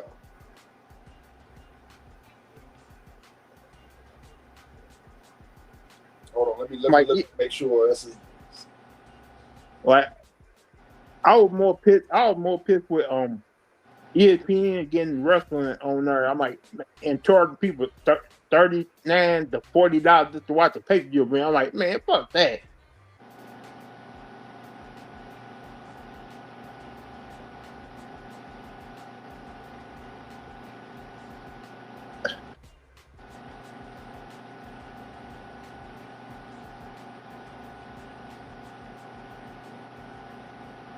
I think the worst thing that happened to TV is when they took the Atlanta Hawks and Chicago Bulls off on WGN and TBS.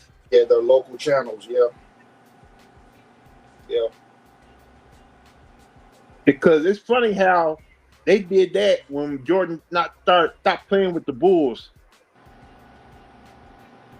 Yeah, that's what I was talking about earlier. That's how the profile of the NBA was built up. You had the finals, which was the CBS thing with the Lakers and Celtics, but then TNT, because the Atlanta Hawks, TNT is in Atlanta. They were showing TNT and TBS was giving you Atlanta Hawks, especially whenever the Hawks played the Bulls. It seemed like those games were always on TNT and TBS back in the day. That's how people became Atlanta Braves fans while watching the Atlanta Braves on TBS. Yep. Facts. That is facts. Yes, sir. And if the Braves wasn't playing, you watch the Cubs and White Sox games on WGN. Like, Yep. That's what made me a White Sox fan, because I saw the White Sox, and Dick Hurt was already one of my favorite baseball players when he came coming out of college. because I like the announcer. I like the announcer for the White Sox. Click the pick. The good guys up one, bad guys.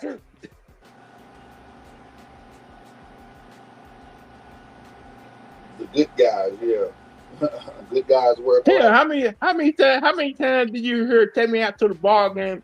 Harry Carey over the years, man. That was especially on Saturdays. yeah, man. Like I remember those St. Louis Chicago Cubs games, man. Those was great. That was the greatest. Oh yeah.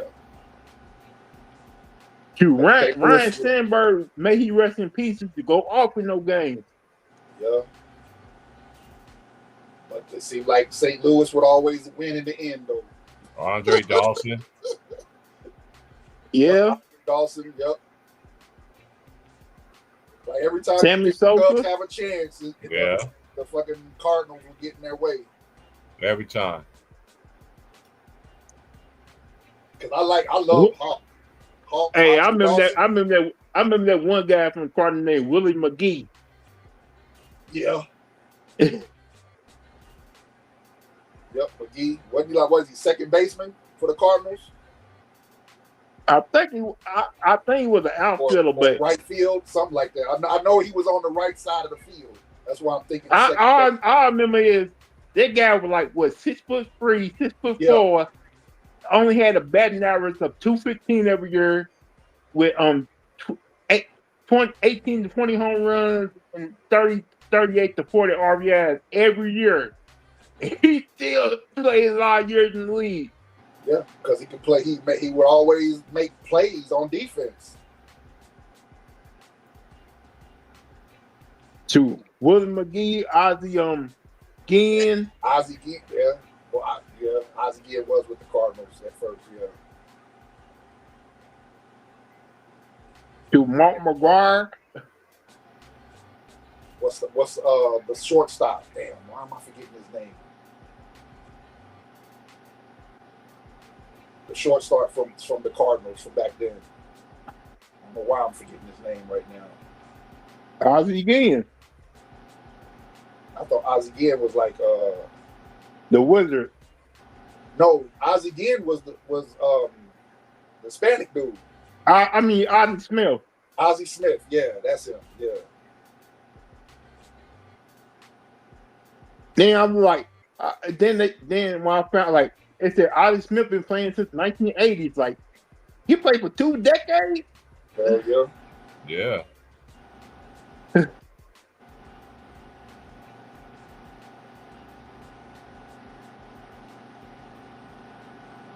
Ozzie boy. Yeah, that Cardinals team. Hell, I remember those San Diego Padres games when the Cubs used to go down there and Tony Gwynn tear them up. Tony Gwynn tore everybody up. Hey, how y'all felt about Louisville beating Miami? Man. I know y'all. I was waiting for Lou to come. I was waiting for you to come around. Like, I know Lou gonna talk his shit, boy.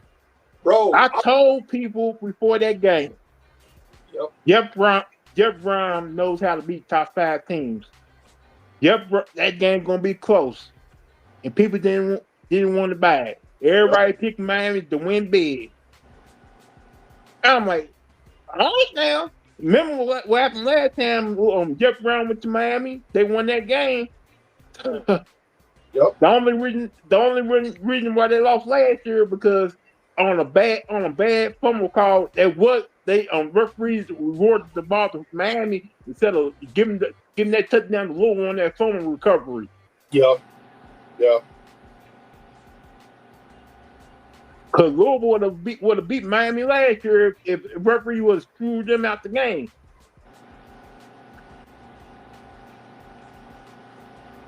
I'm like, you look at this Louisville team right now. They got a chance to go 11-1. They should be undefeated. They shouldn't have lost to Virginia, Lou.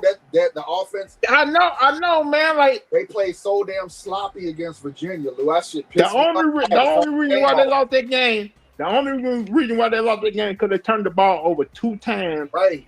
They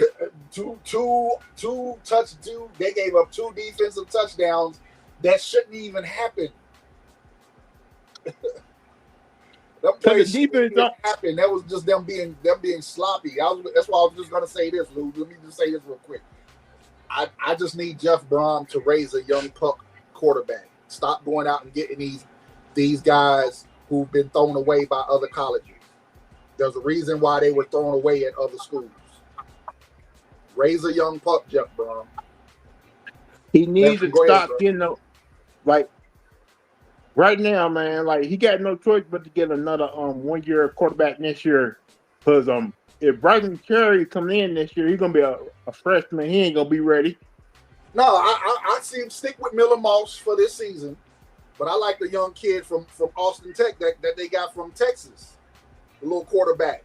He shows a little composure, but he's a freshman.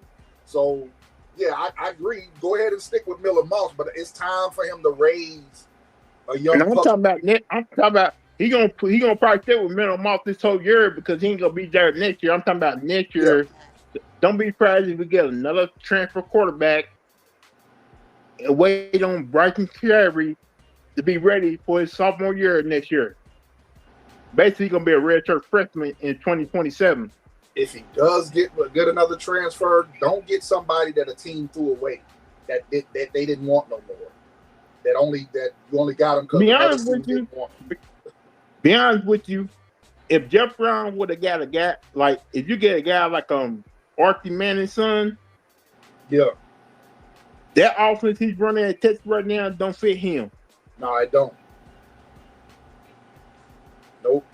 Because they need to be running.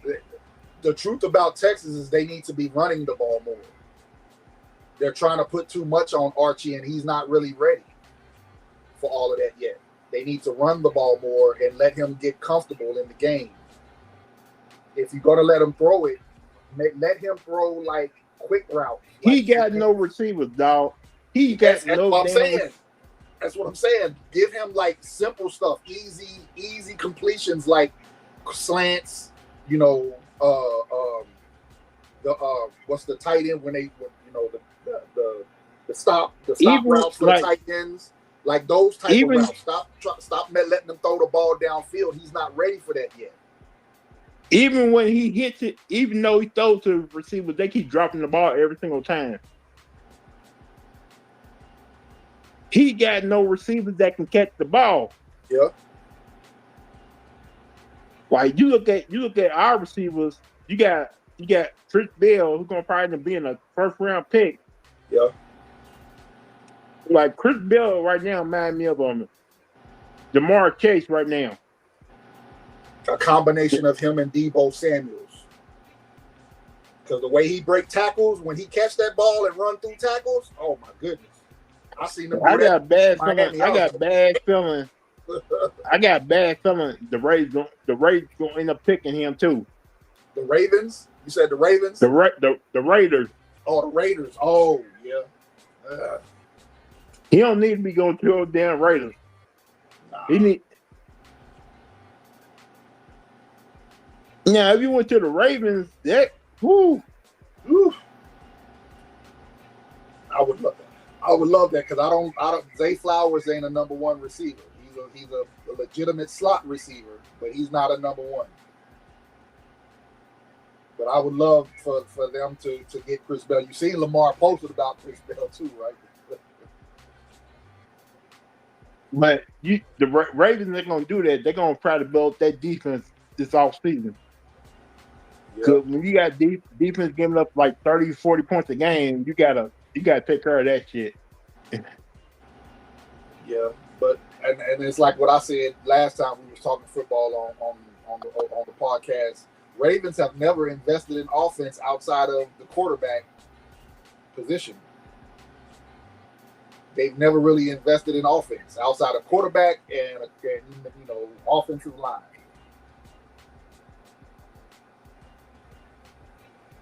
Like, if Louisville go 11-1 and make the playoffs, don't be surprised if they pull off a couple upsets. I wouldn't be surprised because I think our defense. I mean, right now, stat wise, they're a top 10. I've always felt we had a good defense coming into the season. I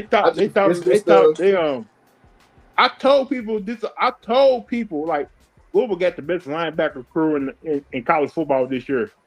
Right. You got veteran linebackers, and think about if your boy wasn't hurt, shoot, we probably would beat Virginia. I'm talking about what's his name? I was thinking of the running backs because I know that game against Virginia, the running Brown had just came back from missing a game. You want to know what Jeff Brown did? He was kind of rusty. You want to know what Jeff Brown finally did? He finally started running inside zone with his running back instead of running that up the middle crap. Yeah.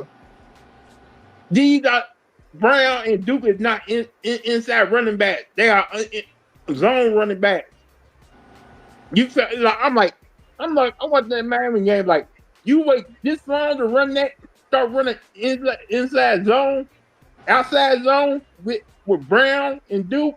With Brown, but here's the thing. I think he had to do that because they've been banged up this year. So I think he just had to switch it up because they did fucking great running up the middle last year.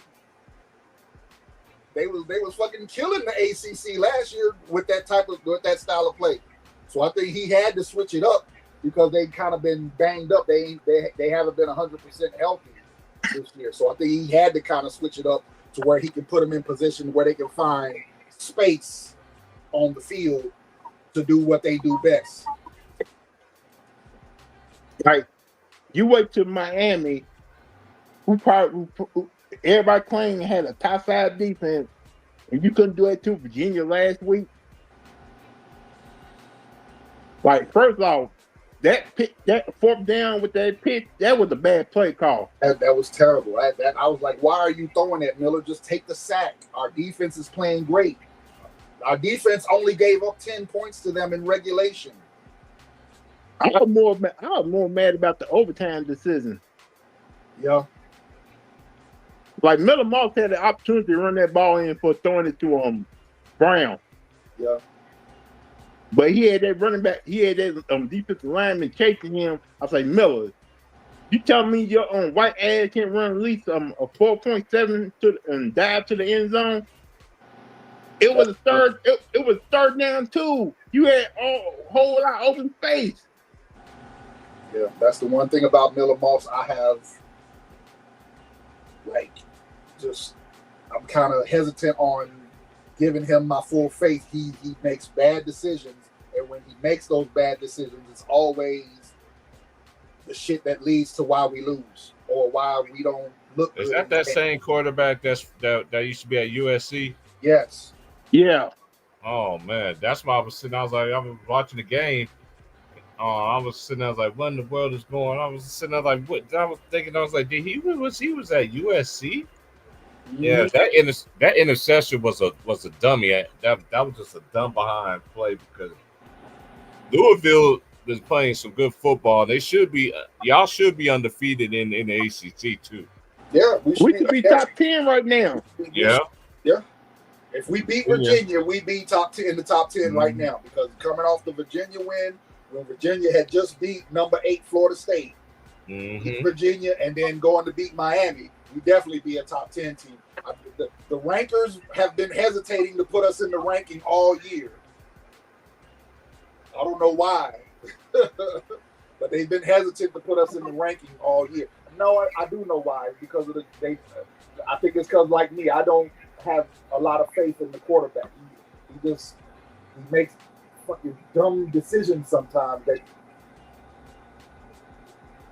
They hesitating because this what they thought this season. they thought Miami and Clemson was going to be the two teams to represent the ACC in the playoff. Because they put all their money on Miami and Clemson this season. Yeah. They That's thought the only thing the Oregon Ducks fans got happy about Cristobal getting his ass whooped. They love that. Oh yeah, because he was in Oregon, huh?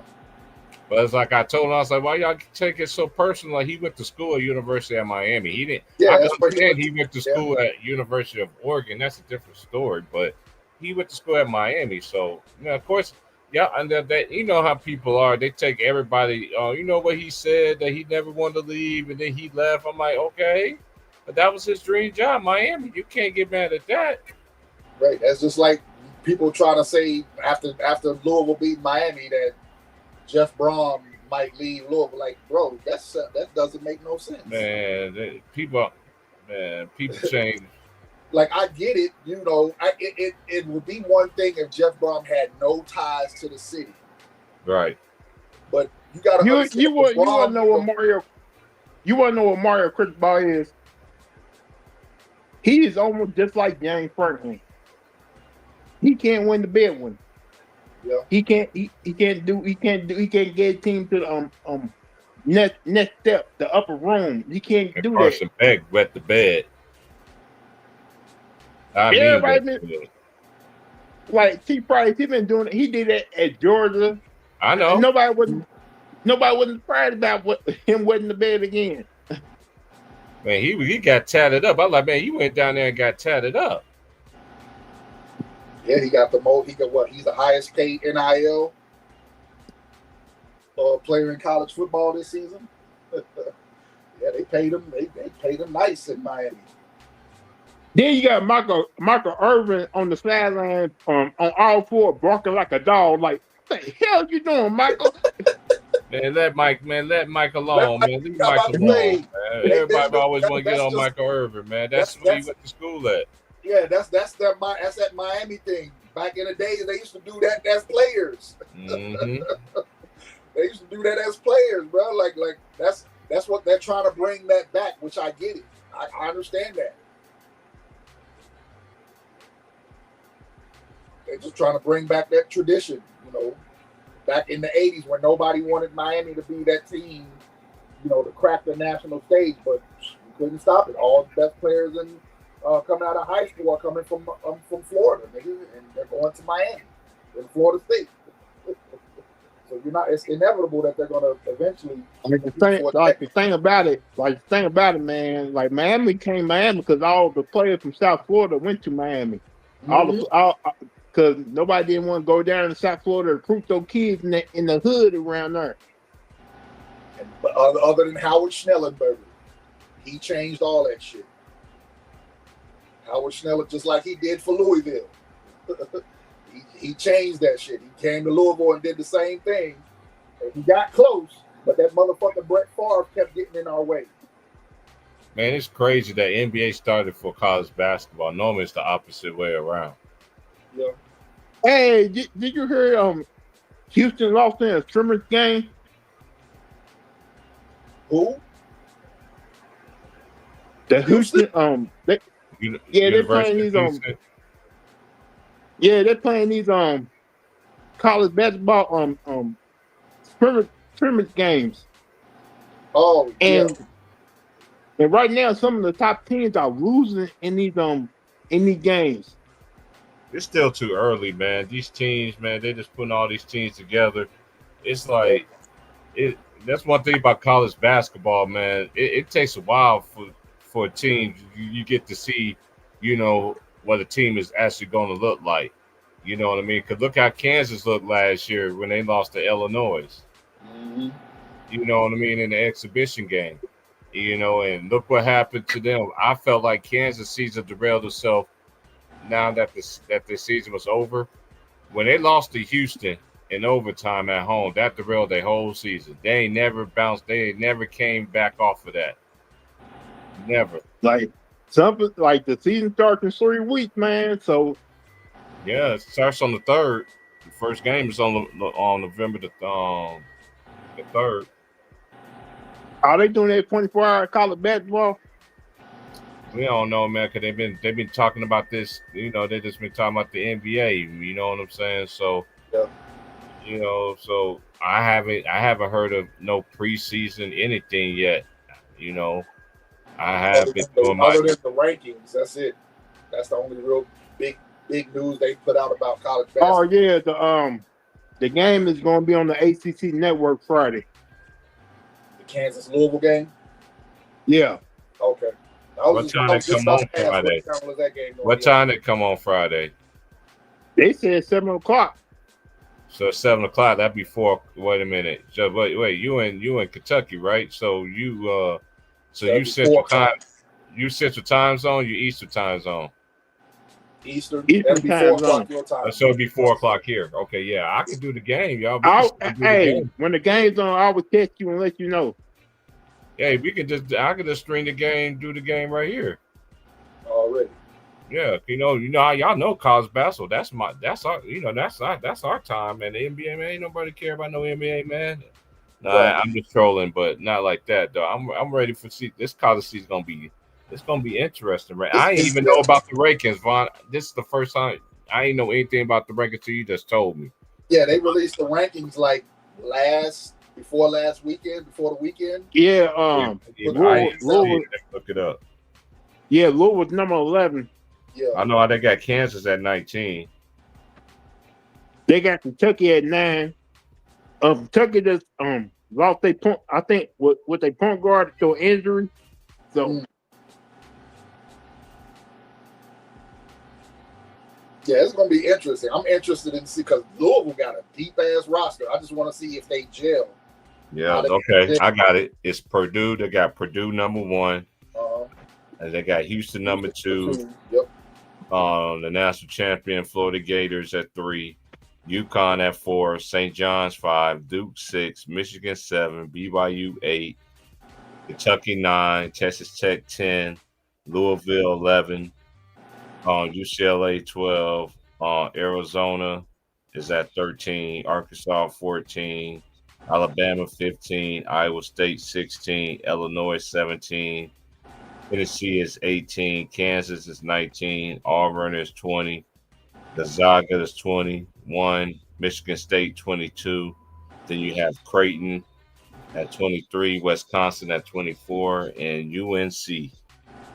And other teams that got votes is NC State, Oregon, San Diego State, Texas, Ohio State, Kansas State, Ole Miss, USC, Missouri, Washington, Vanderbilt, Iowa, Boise State, Michigan State, VCU, St. Mary's, Virginia, Baylor, Oklahoma, Indiana. That's like the first time in a while that I ain't seen Baylor in the top 25. NC State in the top 25? Nope. Nah. They got the others. Now you know how we do it, right? They got they got the ESPN and then they got the what? And then AP and I'm just saying people better watch that for NC State because a lot of teams gonna show some like a lot of these teams are surprised. That's you hear that they're trying to expand the tournament, right? Right. Yeah, so because there's a lot of good teams out there that ain't even ranked that that you know you're getting all of these complaints about teams that wasn't being put in the tournament that were better than teams that got in the tournament. You know what I'm saying? So, Purdue roster must be loaded for them to be number 1 team in the country. They've been knocking on that door. And they brought back a lot of players. They still got Fletcher Lawyer. They still got my boy Brady Smith. They got that what's that dude's name? Oh my God, he got that the big guy. He got two names, last names. Yeah, but Purdue gonna be interesting though, man. They brought back a lot of them. They have, but you know they guard heavy. They're very guard heavy. Yeah, they are guard heavy. They do got a dude that could get inside points, but we're gonna see what the development of like I said, we'll talk about this Well, college basketball starts on the what? On the 3rd. So 3rd of November. Yep. So we'll do a show on probably that No, I know the girl start on. Yeah, we'll do. I'm trying to think of the day I do my college basketball preview. It's gonna be sometime before the 3rd. But what you say about the girl? I know girls start on November 3rd. Yeah, so do the men. I know. Louisville got to play UConn first game of the season. Oh boy. Oh man. He probably needs to see the local women's team schedule. It's brutal. Hey. But you know what? I like brutal schedules for teams like Louisville. Like that's one thing I love about like when I think about like the teams like that's one thing I say like Kansas, for instance, right? Even Louisville, they ain't scared to play you first, second, third game of the season just to see where their team is at. You see what I'm saying? I wish more big time programs will do it, but it has been improving over the years though. Cause you remember, look at these. I gotta think about this holiday hoop season. They got that tournament that's gonna be out here in Portland. I know Kansas is gonna be in that one. I forgot the other teams. We'll play South Carolina this year too. Yeah. Hey, but a lot of people sleeping on USC. USC gonna be good too, though. I know they lost Juju, but that girl that they got a nice recruiting class, and it's crazy how that girl, her and Juju look. They could be related, bro. It's crazy how they're picking UCLA to win that conference this year. Man, they better. Hey, but the Big Ten proved to me last year. I don't know, between the Big Ten and the SEC. But I had to get the edge to the Big Ten just by a slight. Even though the SEC do got a lot of teams, I don't know how y'all look at it. Who y'all thought was better in the ladies, Big Ten or the SEC? They said Lauren Betts is going to win the Player of the Year this year. I'm like, I don't know. Hey, man. I got to go with the SEC right now. I mean, no, you know what? You're right, T. Price. I would say Big Ten as overall. The SEC is top heavy. Yeah. You know, it ain't by much overall, though. It ain't by much though. There ain't no disrespect. It ain't by much because look at the Big Ten. They top the bottom. Yeah, that's what I'm saying. Yeah, the Big Ten. That's why I get in the edge. They got a bunch of good teams in the Big Ten. Yeah, because top to bottom. Now, SEC girls, man, I always rooted for them girls in the SEC. But hey, the Big Ten, by them putting USC over there and UCLA, yeah, it's gonna be interesting. You remember that Final Four game? That championship game against South Carolina, and you had that one girl from UConn, that freshman girl, get off. Oh yeah, what's that girl's name? She was a Medallas All-American too. Hold on, let me just go look. Shit. She was a fucking All-American coming in. Yes, and matter of fact, I think she's a her parent.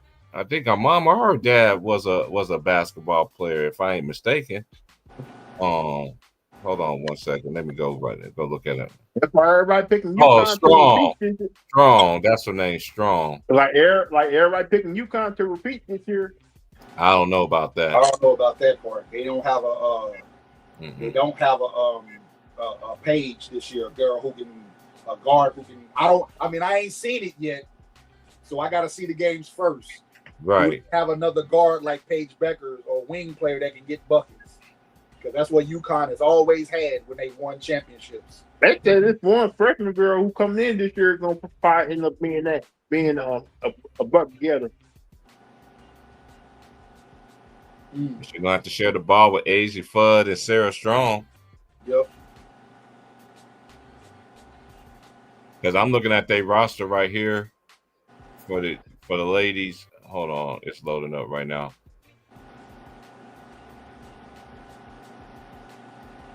They're always gonna get Gino. Once Gino wins, they always gonna give us that hype train with it.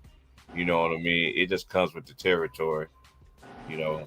But they got Kiki Arnold, Ice Brady, She's a freshman out of San Diego, California, and her name is Ice. Okay, whatever. Um, Morgan, Shelley, Karen, Ducharme, Jana, L. What's that? L. Afy. Then they got Kellis Fisher, Az Fudd, Kalia Heckett, Gandhi, Malou. Man, these hard. It'd be hard to read these last names, man. Gandhi, Malou, Marnell, Ayana Patterson, Bianca Quinones, Ashlyn Shade, Sarah Strong, out of Durham, North Carolina. Sarah Williams, Allie Zabit. Now imagine people from the state of North Carolina mad because they didn't get Sarah Strong. Hey, I'm mad that the girl who from Louisville went to LSU. Who is that? A girl, the number one. Oh yeah. You talking about Flo Holloway? See, born and raised in Louisville, grew up a Louisville fan, and you go to LSU. They be like that sometimes. She said she wanted to be the big part of the offense, but she played for her to. That's one thing about the portal. That's one thing about me. I don't judge people just because of their decisions they make. You know, that's one thing about social media. We just think that we can just sit there and just, whatever she feel like is better for her. That's better for her. Don't forget about Olivia Miles. She's going to TCU. You know what I mean? And for y'all dudes out there that always be talking about the players that stayed in college 6 or 7 years. When you have injuries, especially if you're a center, that's why the girls, they 25 and everything like that. Because you got to think about how many season injuries they had back to back to back. With some players, I seen it happen. With some women, I seen it happen 4 years in a row. Now that see probably the WNBA players and are telling these kids, telling these girls stay in college more years, get everything you can out of college with money and all that, because they barely gonna make any type of money once they go to the WNBA, because they still mad about the reband deal and structure deals. They're trying to. Oh, hey, y'all! I didn't mean to interrupt you. Guess who daughter that is, though? Sarah Strong, y'all. Who? Allison Feaster. Oh yeah, okay. Her father is Danny Strong. Played college basketball at NC State and professional overseas for 15 years. Her mother, Allison Feaster, played college basketball at Harvard and had a 10-year WNBA career after playing professionally in Europe. What, she's the power forward for UConn? Strong? Yep. Yeah, she was the one who killed South Carolina. She's more than the power forward. She can go inside, outside. She got handles. Three, she can do it all. She can dribble, she can shoot the three, she can post up. She's nasty. She's nasty. And then not only she got the genetic genes, she got the genetic genes of both parents being professional athletes. Yep. It ain't just one side. She got both sides. You know how some of y'all people like, well, she got it from her mom. She sure didn't get it from. It don't matter. They got it from a mom and a dad because they both were professional. Yep. But no, I didn't know Williams. I thought she was a freshman last year at Louisville. I didn't know she was a transfer. I'm just now looking that up because I was looking at the Louisville women's roster and I didn't see her name. The point guard, Jalea Williams. I thought she was a freshman. Here we go. A top 20 senior, Bryson Howard, announced his commitment to Duke, giving the Blue Devils the first commitment of 2026. Duke always get me. That's one thing. That's one thing. It's been like that since I've been born. Duke always get the big time recruits. Duke, Carolina, Kentucky. Everybody like Kansas do. Kansas do, but not nowhere near as a clip as I like everybody else. especially since Mike Krzyzewski. Yes. He first, y'all got the number one point guard in the country coming in next I year. understand that, Lou, but listen to what I'm saying. We do get McDonald's All-American. Kansas do get McDonald's All-Americans, but they don't get it nowhere near a clip as a Duke, a Carolina. That's just a fact, bro. They do have one or two, but it don't be like the most I ever seen Kansas have to me. That was McDonald's All-Americans was the year when they had Mario Chalmers and Brandon Rush and I forgot the other dude that they had, but that class. But the way the recruiting going, you gonna probably end up seeing like 3 to 4 McDonald's All-American going to a college, and you're gonna get a whole lot of transfers on the team. Cause it's like that for Louisville this year. We got one. See it happening for Kansas though, but I can see it happening for everybody else though. You know, which is good. But though, with the NIL rules now, if you get players from the G League that haven't played in the NBA, and if they still have college eligibility left, you can go get G League players. That's what we just got. We just got somebody from the G League We got committee. 2 guys from the G League. We did. Yeah, I believe it's 2 of them. The London guy, what's his name? London. There's another one I forgot. I think they're recruiting another one. Kentucky spent $22 million on their roster this year. I know. they can do that. All that money coming with that. All the players that went to Kentucky. But Kentucky been buying players, so that ain't nothing. Yeah, so that's why. Yeah, this is why we try to tell people. Be like, man, how come Kansas? Like, dude, like, you got to think about it, like Kentucky. That's big. That's yeah. And y'all just got to understand the history of everything of how all this is. Yeah, Kansas do get stuff, but they don't get it nowhere near the rate like Kentucky can, and like Duke can. Carolina, you might see 3 or 4 or 5 players going to Kentucky, Carolina. That's how it was. Was it not like that growing up? Yeah, you might see 1 or 2 players that might be going to Kansas, that's going to Kansas, but that's just how it's always been. Everybody always, Kentucky, everybody, Kentucky, they all get all the McDonald's All-Americans in the world, Craig. Just imagine if they had the NIL back in the 80s and 90s, man.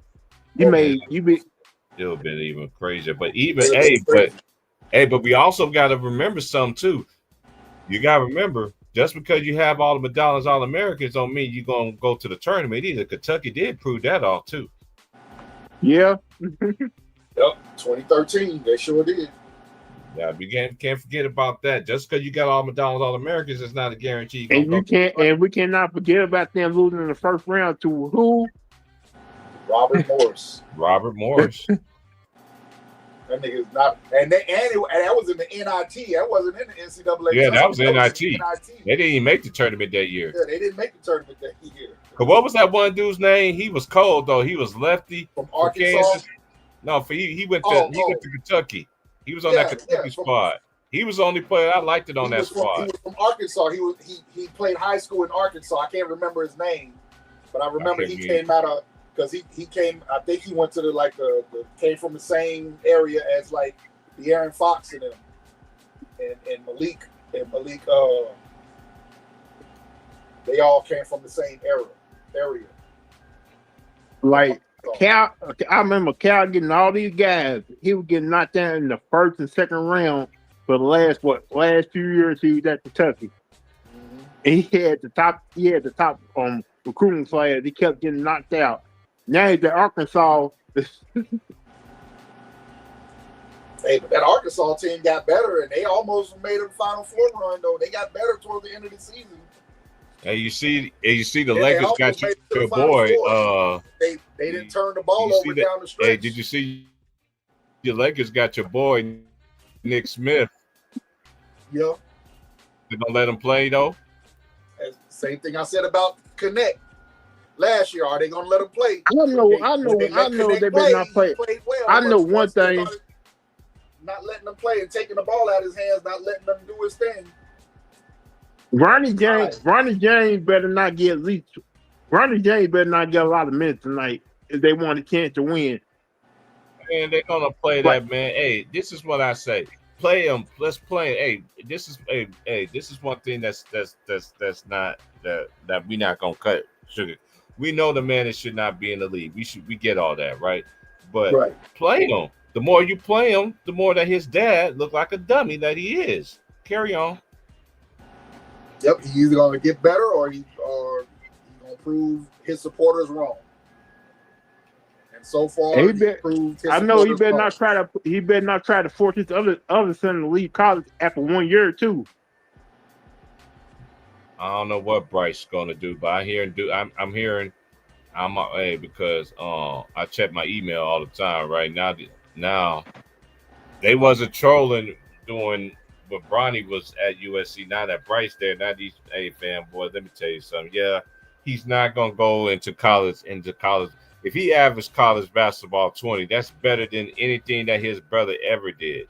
He ain't gonna be averaging no 20 in no Big 12. I doubt that, sir. I doubt that. Yeah. Just to answer your question. Big 12 is rough and rugged. So Gilbert Arenas' son ain't playing this year. And earlier in the season, and I remember last year, Arizona kind of struggled during the early part of the Big 12 season. They just made a run at the end, and they ended up making the tournament. Mm-hmm. They struggled during the early part of their Big 12 schedule last year. Big 12 gonna be brutal again this year, bro. Yeah, oh my. Big 12 is like the grown man league. Hey, that's one thing I always like about the Big 12 and the Big 10, because they both similar to me. Yeah, physical basketball. Physical.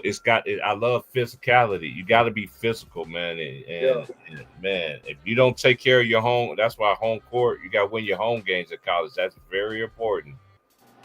And then not only that, get some very good. You got to be good on the road, because the best teams I've seen that won the title, they was good home and away. Yep. And what, it was a Big 12 team? Shit, I still don't understand how they lost the national championship. They had that game won. You talking about Houston? Houston, yeah. Man, I said it. Remember, we was on the stream. We was watching. We was doing the game together. Yeah, they just down that stretch when they had an 9-point lead. Yes, they had them dead, bro. The rest of the game, like, come on, Houston, why are y'all freezing up now? I'm like, man, like, what is going on? I'm like, that's the only thing that was missing for Kevin Sampson was a national championship. That's the only thing. And I like his team he got this year, though. I like that. Hey, he got like 2 or 3 Madonna's All-Americans on his team this year. It's just gonna take a while to mix in talent. You know, but like we said, we was talking about the transfer portal, how that's big, and that's like a whole new wave. You know, especially for them big time solidified programs. But that's why Bill Self learned his lesson by just not going for the big time person name. Get the person that fits your system, the playing style. Right. But my homeboys, that shout out to them, man, that stay in Lawrence. They love Ron Ton's homeboy son on the team, man. They say he's gonna be nice for them, man. He transferred for Santa Bonaventure. For Kansas, it's gonna take a while for Kansas though to mix it up. But I do like their squad that they're developing right now. Because we know I say what we say, Vaughn, by January, by end of January, we should know what your team's going to be. Yeah, it's usually about January, February.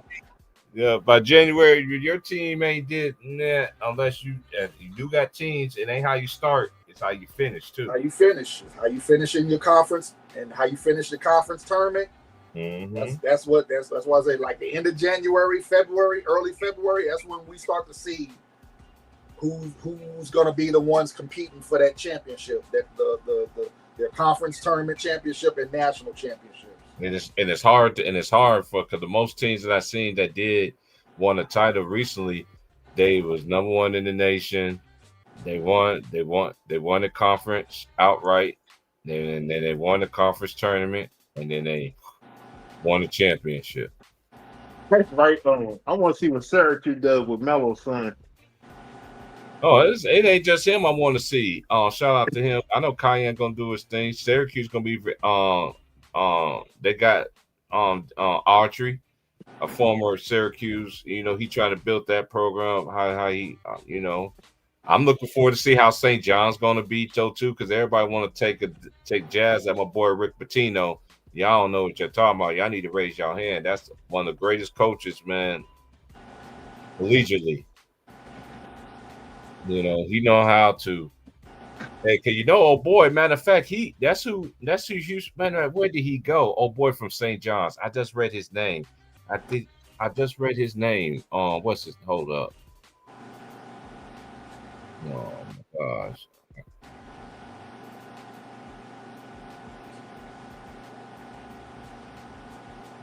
Hold on, I'm about to look him up right quick.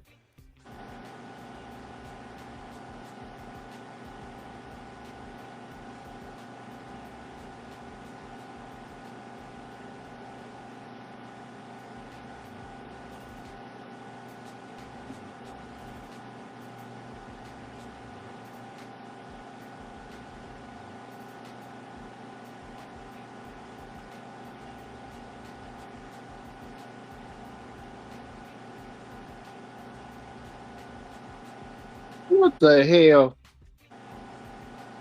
Hey, Vaughn. What's up? Louisville first game of the season against South Carolina, SC. Guess what time that game is? At 9 p.m. on Monday night. Where are they playing at, though? Louisville.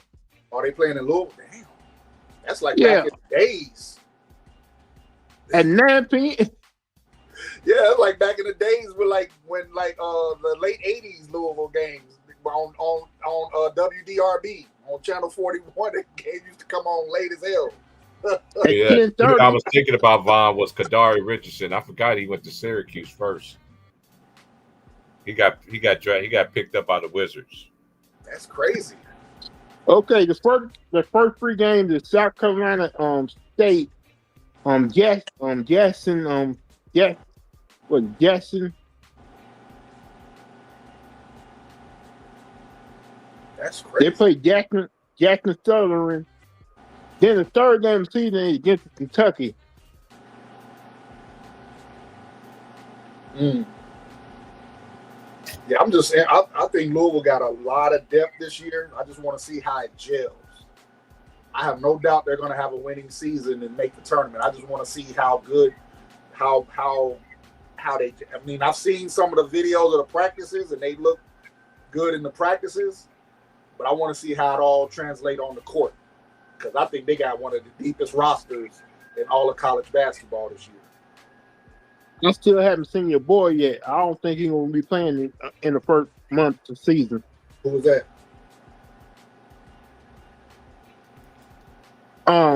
Birdman Jr. I'm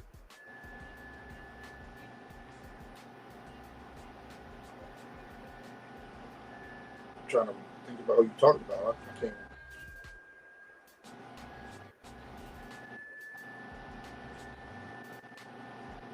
You know, Caden dude, Pryor. the Twins. Oh. I call Caden Pryor Birdman Jr. Oh, So yeah. Kayshawn, yeah. Kason Pryor. Oh, Louisville play Indiana this year. Yeah, I mean, And he actually, I liked him. He was like our best defensive player last year up until he got hurt. Like, he surprised the shit out of me how he played defense early on in the season. And then he was at the Oklahoma game. He got hurt against Oklahoma. actually the player hurt him put him on purpose to make because he was getting tired of getting beat by him. Yeah.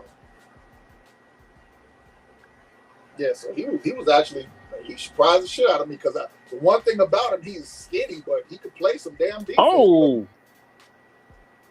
And he's long and athletic. Louisville play Tennessee at Tennessee next year. This year. Yeah, Pat Kelsey said he ain't ducking no smoke. He said he not. He said after what y'all did to us in the tournament, nah. Let me go ahead and prove to y'all that I can actually coach. Yeah, the Oh, ACC gonna be crazy this year. Yeah, All it these is. conferences gonna be good this year. The Big East gonna be, the Atlantic division, the A10. I mean, they always lit. Then you got the American, then you got the American Conference. You know how they roll. Yup. The Big Ten. It's like I was telling.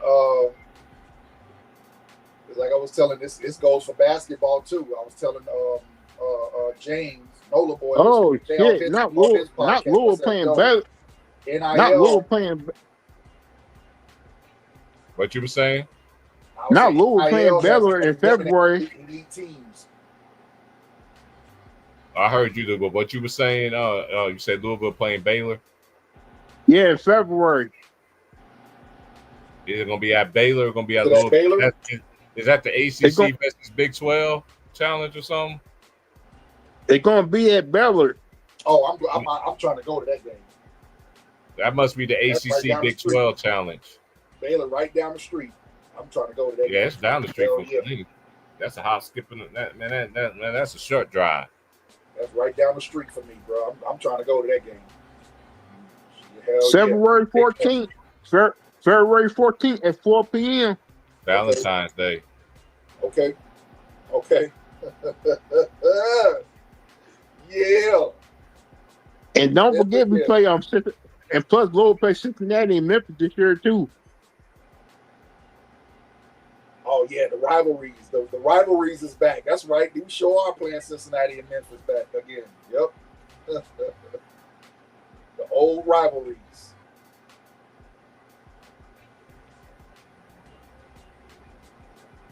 But yeah, I'm definitely trying to go see the Baylor game.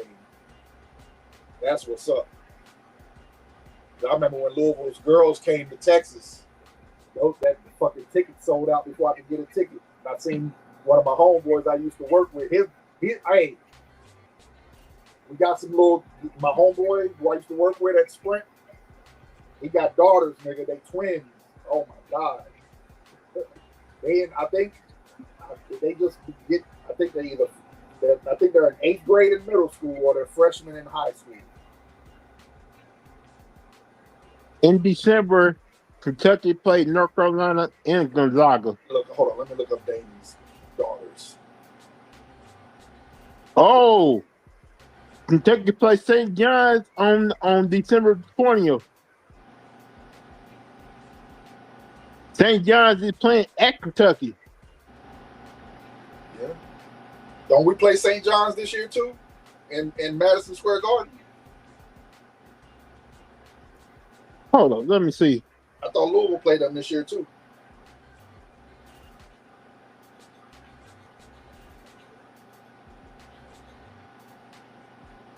No.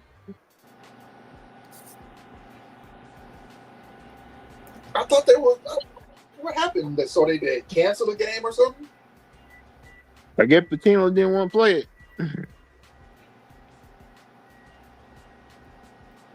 Wow. I'm looking forward to that game.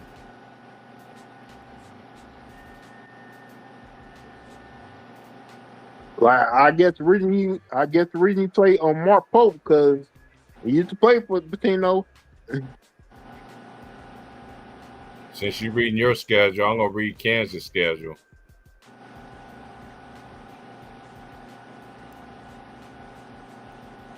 On the 3rd, they play Green Bay. On the 11th, they'll play Texas A&M. Then they always play Duke, Kansas versus Duke. You know, that's the what? That's the Jordan Brand Classic or the Jordan Brand Hall of Fame game, whatever the thing is. But yeah, they always meet in Chicago. And then they'll play Syracuse on the 25th. On a Tuesday. Hey, matter of fact, hey, Bond, yeah, I'm gonna hit you behind the scenes, bro. Yeah. I ain't gonna. Yeah, I learned not to put everything out on there. Oh snap! Florida played Duke in December. Yeah, Kansas play Missouri on the 5th. I mean on the 7th of December. Then they play Towson on the 16th, and then conference schedule. They play on the 3rd of January. They play at UCF. Then they play at West Virginia. Then they play Baylor on the 16th. They play their rival K-State on the 24th. They play Texas Tech on February the 2nd. They play Arizona at home on the 9th of February. Then we play at Oklahoma State on the 18th. Then on the 23rd, Houston will play Kansas at home on the 23rd. And then March the 3rd, our last game of the season will be at no, it's not. It's March the 3rd. No, I'm forgetting some other game. My bad, y'all. My bad. Oh yeah, they play. Hold on, I forgot some other games too. I didn't read the other side. Okay, on the 7th they'll play Carolina, November the 7th. On the 15th they play Princeton. On the 24th, on November 24th, on the Monday they play at Notre Dame. Then they play Syracuse on the 25th. Then they play UConn on December the 2nd. 2025. Then they'll play Missouri on the 7th at home. Then they'll play at North Carolina State on December the 13th. We always play North Carolina State regularly. We play North Carolina State a whole lot more than we play any other teams in the ACC. Other than how is that Duke got 2 weeks out before they play Louisville? Hey, blame the schedule, bro. A.T. Price, my homeboy's daughters, they're going into their freshman year in high school. They're Elena and Alexis King. They are nice. I mean, nice. And I got another homegirl who got a daughter who's going into her freshman year in high school. I want to say she's either Dominican or Puerto Rican. Nice. I swear, nice. Them girls. The future is on the way. Yes, I'm gonna look her up real quick so I can get her name. But yeah, the twins, the King twins, they got an Instagram. So if you want to look them up on Instagram, they got an Instagram. I don't be on the ground. Yeah, okay, that's why I was asking if you got it. But yeah, those girls are nice. My homeboy's daughters, yeah, they. I don't like. I mean, Instagram is cool, but every time I get on there, I always see the same bull crap like I see on these other stuff. You know what I'm saying? It's just like, man, I ain't nobody got. I'm just saying because they post all they post is just highlights of their basketball. Other games. Yeah, gotcha.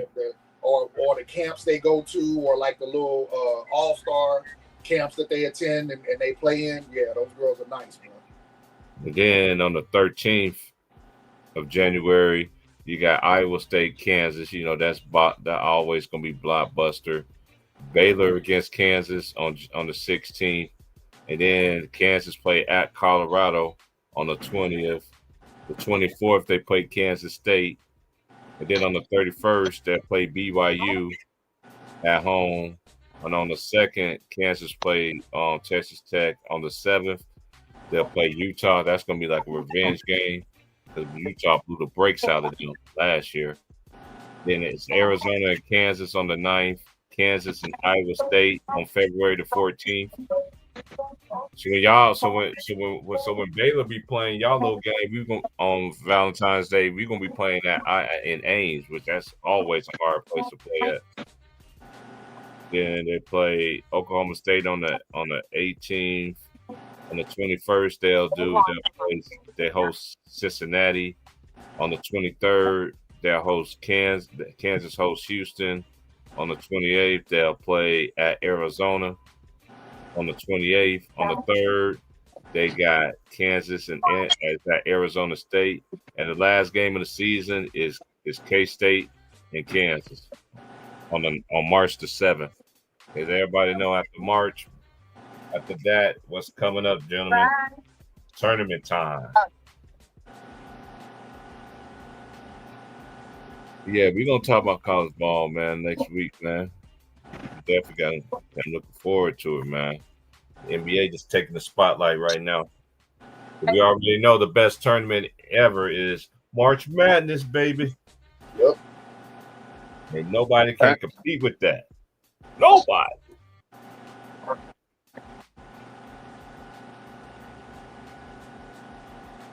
Hey, y'all hold it down. I'll be right back.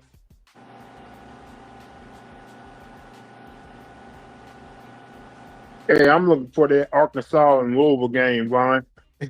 Oh yeah. Because Louisville got to go to Arkansas play. Say it again. Louisville got to go to Arkansas to play the game. Oh, okay. I think it's a 9:00 game too. Yeah, I'm looking forward to all of these. Like That's that SEC. I like the roster. I just hope, I want to see the camaraderie of the team, the players. Because I saw Michael Brown in that the FIBA under 19 tournament. That boy is nasty. I don't know if you saw any of those games, but yeah, him and AJ. I saw the highlights of him ducking on people. Hell yeah. And his 3-point shot. His 3-point shot is crazy. Be honest with you, man. I think he's gonna be type of point guard after like at least on 14 to 15 points a game. Yep. And dish out around 7 or 8 assists a game. Yeah. Cause when you got so many weapons who can shoot, it just I think the leading scorer of the game gonna be probably the 2 guard. Yeah, what's his name? Willie. Yeah. Yeah, I agree. Now I want to see what that. I want to see what that. The basket. I want to see what that big man from overseas does, man. Me too. Oh my! I don't want to hype him up and say stuff, but his fundamentals is just damn ridiculous. Like, bro. He remind me so much of your boy who was on that 13 team. Number 21.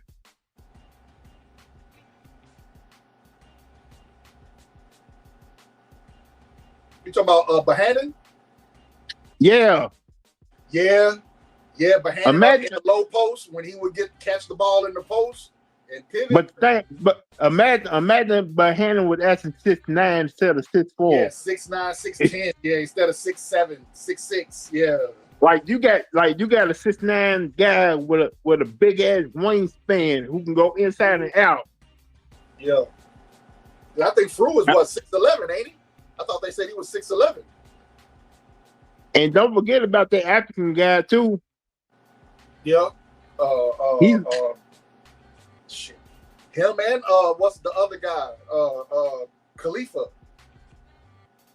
They said African dude like 6'9" can handle the ball like a guard. Yeah, he's like a small forward. Yeah, he's a small forward. Like imagine a lineup where you have a 7-footer, a 6'10", a 6'9", a 6'7", and 6'3". Louisville, like I have never I know over the years it was big and long with Dedrick Crum, but I have never seen a Louisville team this big and long. And he like the depth of the roster, I've never seen us have this other since 2013. That was like the deepest team I've seen us have. Like I ain't saying it's the most talented. I'm just saying it's the roster as far as the amount of players that can contribute. I'm at a point where if Louisville's not knocking down shots in a game, they can just out rebound teams and get putbacks and dunks. I agree. Because last year we won game by knocking down a lot of 3-point shots. This year, if they do miss a whole lot of 3-point shots, they're gonna get a lot of rebounds. But I'm be careful because you know what happens when we talk about how good the team's gonna be. Yeah, that's why I'm saying like I want to see how they all gel and play together because I have faith in the talent. The talent is there for all the players that's going to get significant playing time. I just want to see if they can play well together. So I want to see if they can play some deep. I want to see if they can play some team the defense. Guy you talking about Muhammad Kamara? That's who you talking about. I want to see if they're gonna play some good team defense like they did last year. Yeah. Yeah, because now they got the interior. Because what hurt us last year is we didn't have no bigs after Pryor got hurt. We didn't have no interior defense after Pryor got hurt. No, last year your boy used to piss me off. How can you be 7 foot and not want to play no defense? Yeah. But at 7 foot tall, all you want to do is shoot 3-pointers, not rebound. Not even play block shots and play defense. Yeah, I just think that's just his style of play, though. That's what I'm saying. He wasn't that type of a player that plays with force on the interior like that. That's what I'm talking about. We got that now. We didn't have it last year. We had the height and everything. It's just we didn't have that interior presence that because when we played, that's how what's the name killed us, Creighton. They had that damn big man. He just talking about the one from Stanford. Yeah. Hey, he got drafted. I forgot who. I think he got drafted by Sacramento. Mm-hmm. Well, I don't know how he beat. I just want to say last year. I know y'all talking about Louisville, but that's how I look at my team, right?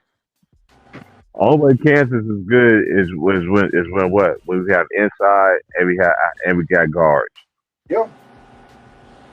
And you got them interchangeable boys. You got the boys off the bench that you know, because that's one thing I always did respect about Kansas compared to the other schools. Yes, Kansas is considered a powerhouse, but I don't think it should be a power. But I think they actually should be more of a powerhouse. Especially if it's crazy how Ward Williams don't win no championships at Kansas, and as soon as he goes to Carolina, he wins one. You see how crazy how that works? Right. Yeah. Kansas should be up there with national championships with UCLA, with all the great ones, man. But hey, they left a lot of them out there. A lot. They did. Especially when they had Wilt. Nigga, like, how y'all not winning with Wilt? Nigga.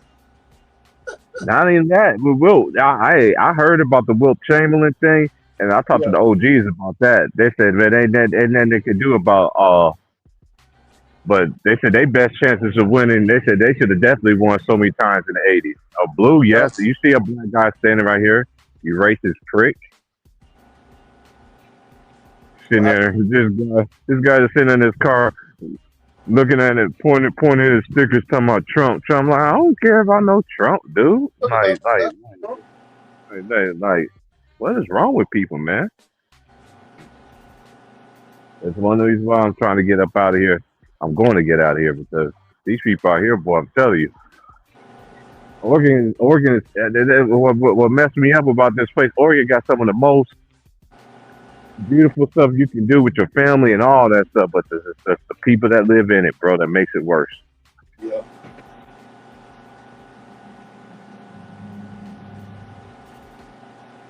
Hey, out here, bro. They start hunting season like they stop it, and then matter of fact, it's already now hunting season. The first day of hunting is kids take parents parents take kids out hunting weekend. Yeah, they hunt like all the time around here, bro. Imagine black people go out. Huh? Is that thing in Portland happening over there at T Price where ICE is like fighting with those? It ain't happening over here where I'm at. No, cause I'm close to California. I ain't nowhere near Portland. I'm 4 hours from Portland. I wouldn't live in Portland if you paid me to. Portland remind me of Kansas City, Missouri. But one thing about Kansas City, Missouri compared to Portland is Kansas City got way more eating joints. Portland do got some, but not like the city does. Yeah, I did see Portland started paying everybody now. Hey, I like that team that they got though. For real, I like that little young player Kamara. He earned that, bro. Like, you got to invest in your future. That team is young. That team is going to be playing. I think that team is going to be playing for a playing spot. I like that team a lot, though. I like that group of young players, and Drew Holiday is the best player to teach the young boys. Because that's one thing about Chauncey. Everybody on there, you got to know how to play defense. And Shaden Sharp is going to have a come out breakout year, I think. Yeah, me too. I feel that too. That's why I was just going to say. I understand why they got rid of Michael Porter Jr. now, because they paid the boy for Denver. What's his name? Brian. Why Christian Braun. Yeah, I mean, he deserved it though. He deserved it though. Because he does other things that he does the other things that Michael Porter wasn't willing to do. That's why I said earlier, Michael Porter's effort depends on if his shot is going in. If he's missing, he's not going to do all the other shit like play defense, rebound, all the stuff that you need to do to help your team win. I never said anything about Michael Porter. I know y'all was talking about him earlier, but I remember watching him in college. I thought he should have been a whole lot way much better player than the one that he did. That he became. It's just you gotta. He like what Lou said something, but then at the same time I want to say something. But at the same time, this is how I feel about it. Yeah, a person should be getting his size and his caliber. Should be getting. You should be a complete player all the way around, and there's no point blank period. You know what I'm saying? Like, it seems like the Andrew, my homeboy told me this about him, messaged me this, and told me to ask you, Vaughn and Lou, is he like the Andrew Wiggins of his position, or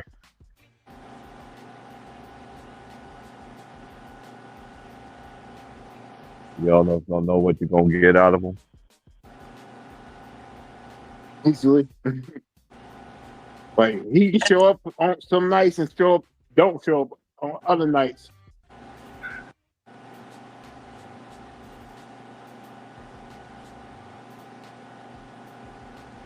Yeah.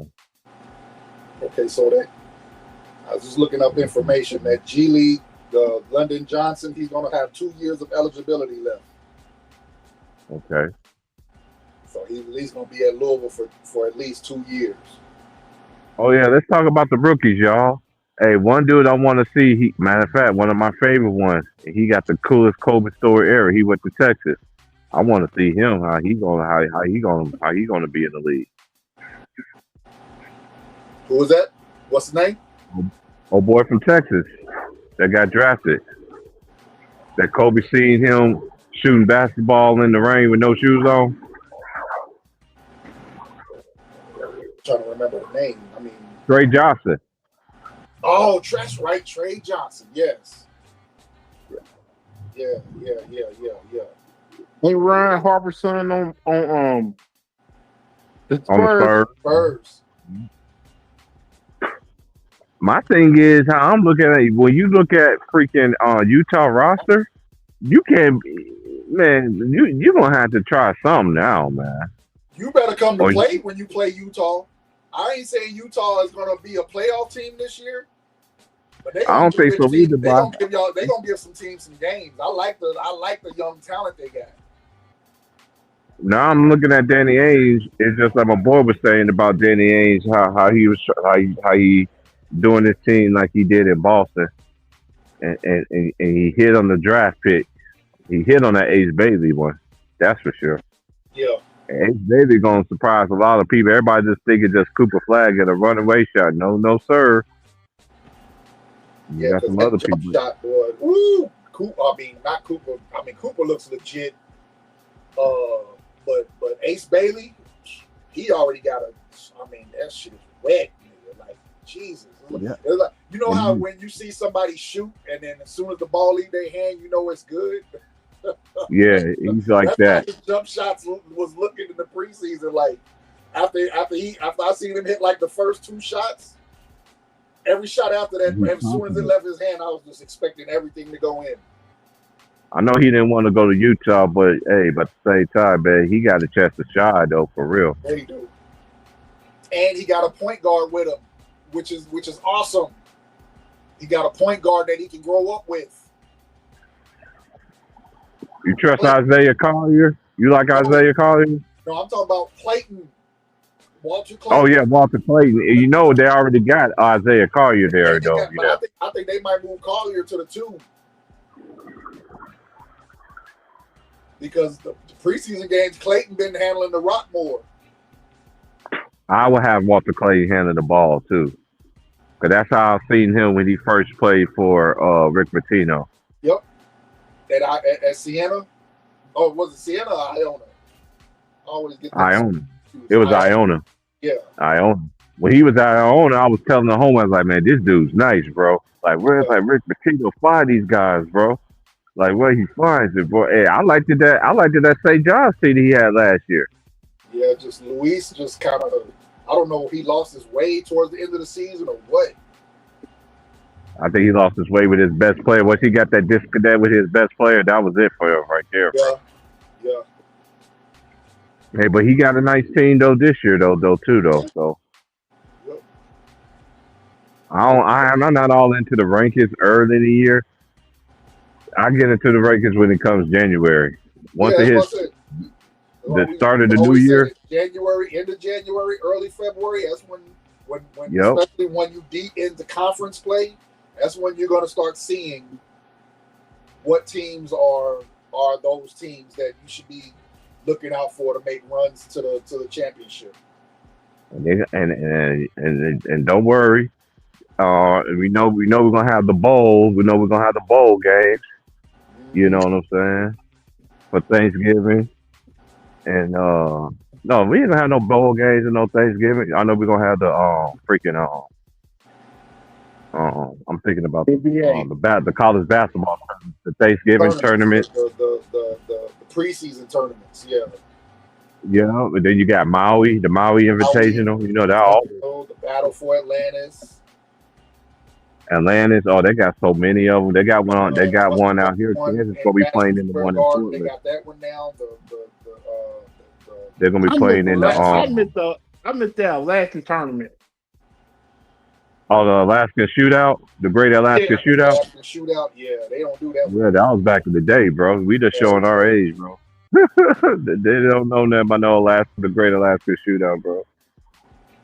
They don't even know nothing about the Maui Invitations. These dudes, like the youngsters that I know, they don't even watch college basketball, man. And then the ones I do know, like personally, they watch college basketball.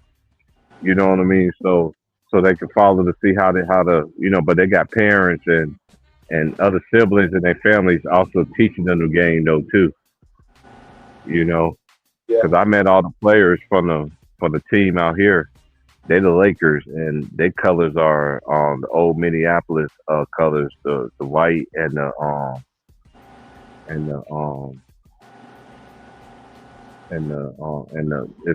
it's white and the baby blue. That it's like a sky blue color. They're the Lakers out here, and at all of them, man, you got 2 players on the team, man, and guess who their favorite player is? Everybody else's favorite player was Kobe Bryant, and their favorite player was Jay Reed. And they looked at me. They was like, "Why you don't like LeBron?" I'm like, you put LeBron. It's like Ron Tom said. It's just basketball talk in general. If you pull a ball out on the floor and you go 1-on-1, there's no competition. I mean, skills pay the bills, homie. Skills pay the bills, man. That's how it was. Not liking LeBron is just. I like him too, but he ain't. I don't not like LeBron. It's not that I don't like him. It's just y'all overrated him. Even from when I seen his high school games, they used to show his high school games on ESPN, hyping him up. I told my homeboy, I said he's gonna be a great pro, but on the level of Jordan and Kobe, nah, I don't see it. Yeah, I've been saying that. I've been saying something similar with everything, man. I'm watching in high school, and I was like, man, I'm looking at Melo. I'm like, Melo is a better player than this dude already.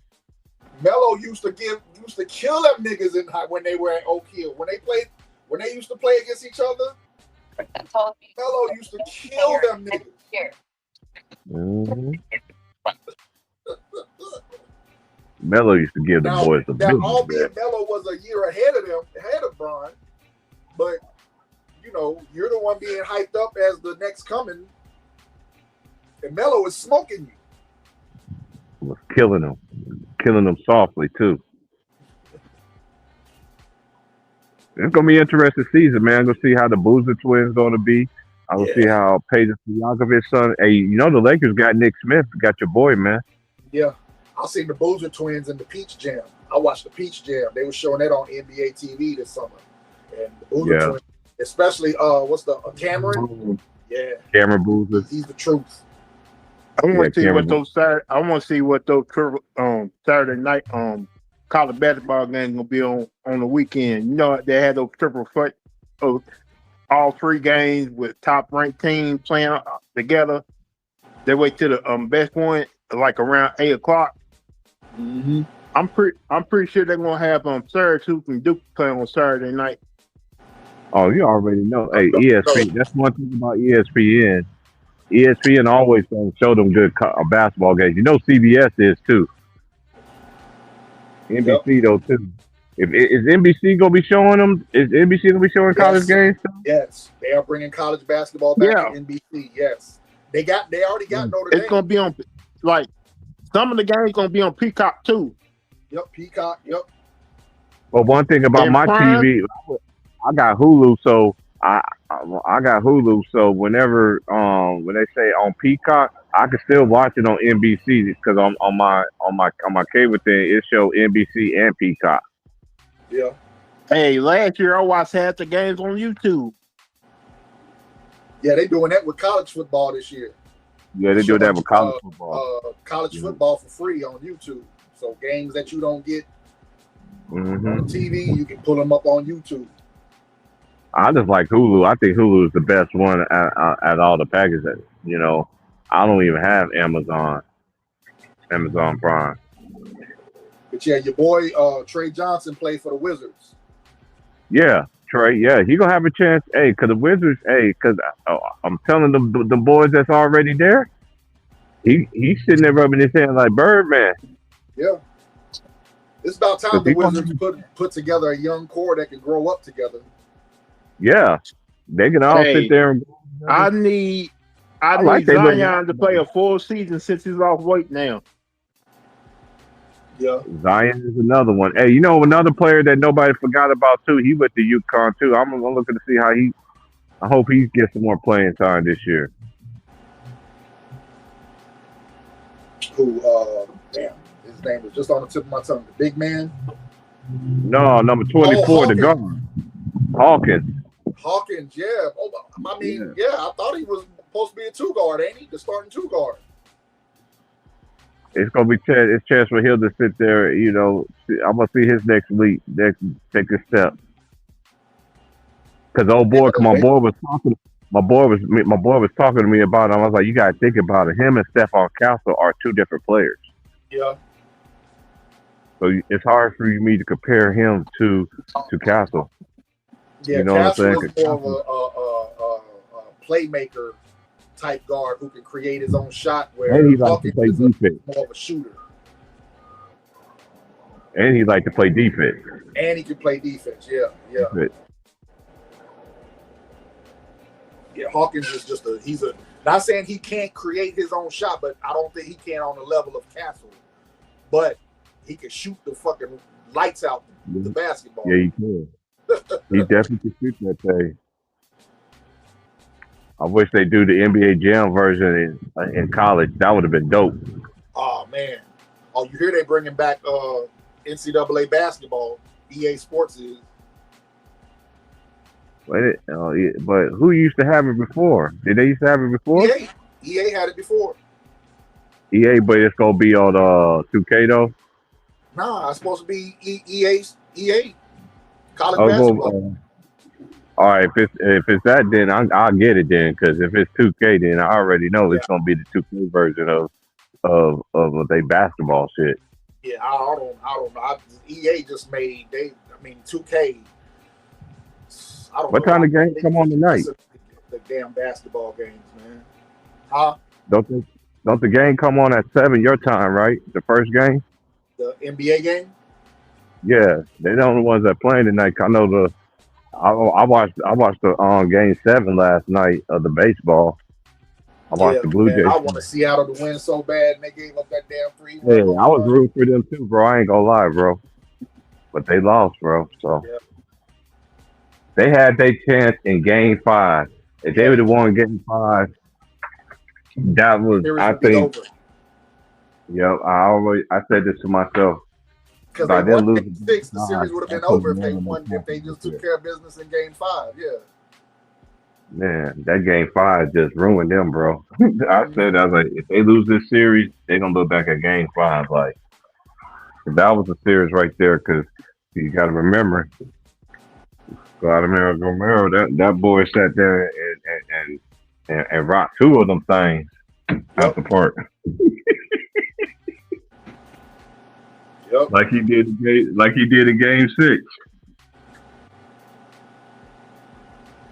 Yeah, I don't think they're gonna beat the Dodgers though. Yeah, the Dodgers are the fucking Avengers.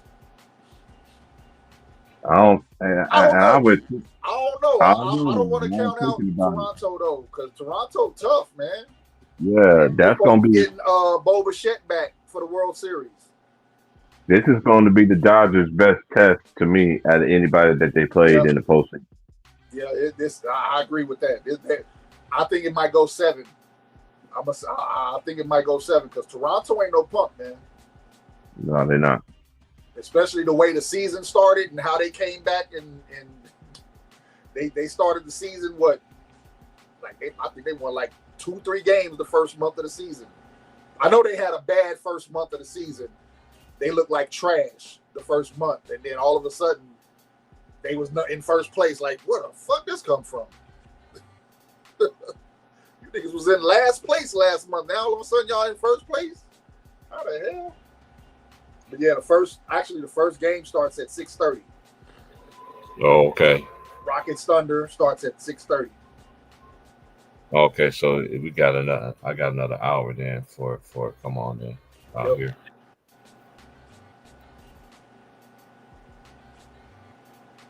I won't count, but I'm still going with the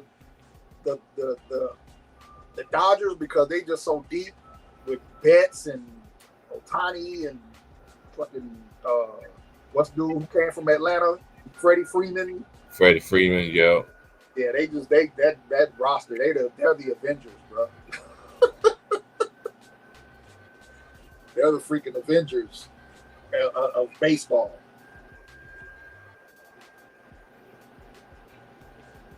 Especially after what Ohtani just did, and bro, that's crazy.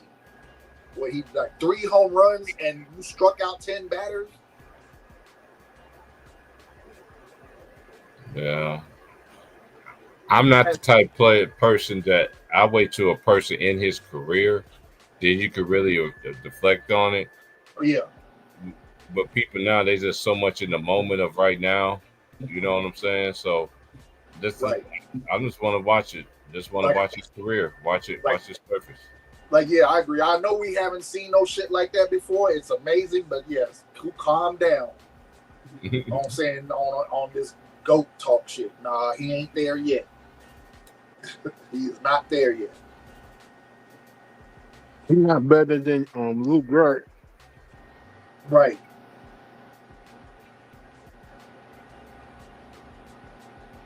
That part. He ain't there yet. Yeah, he's doing some amazing stuff, but he's also on a team that's full of all-star. That's a damn all-star team by itself. They can send their whole team to the all-star game. All-star, exactly. That he's on a team that's that from 1 to 9 is a damn all-star team on its own.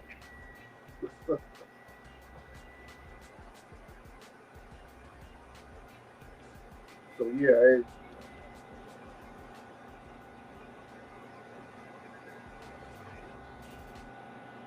Yeah, I'm about to get off of here. I'm about to get off of here, man. And all right. I'll holler at y'all later, man. I'll hit you up sometime. What today is? Today's Tuesday. I hit you up sometime Thursday, bro. Before I start my streaming, if you're available in the morning, you know I get up early, but just let me know. I'll text message you first things, and we'll chop it up on it. Hit me up in the afternoon. I got an appointment Thursday morning. I will. What time in the afternoon? I say probably about 2 o'clock my time, which is probably be about noon your time. Yeah. So, okay. So you good then? I see give me about 2. I should be home and good by then. All right, bro. All right, man. Y'all hit the like button. Sure, everybody that came through, man. We'll talk about the games tomorrow, man. I'll holler at y'all later, man. Y'all have a good one. All right, T Price. Peace.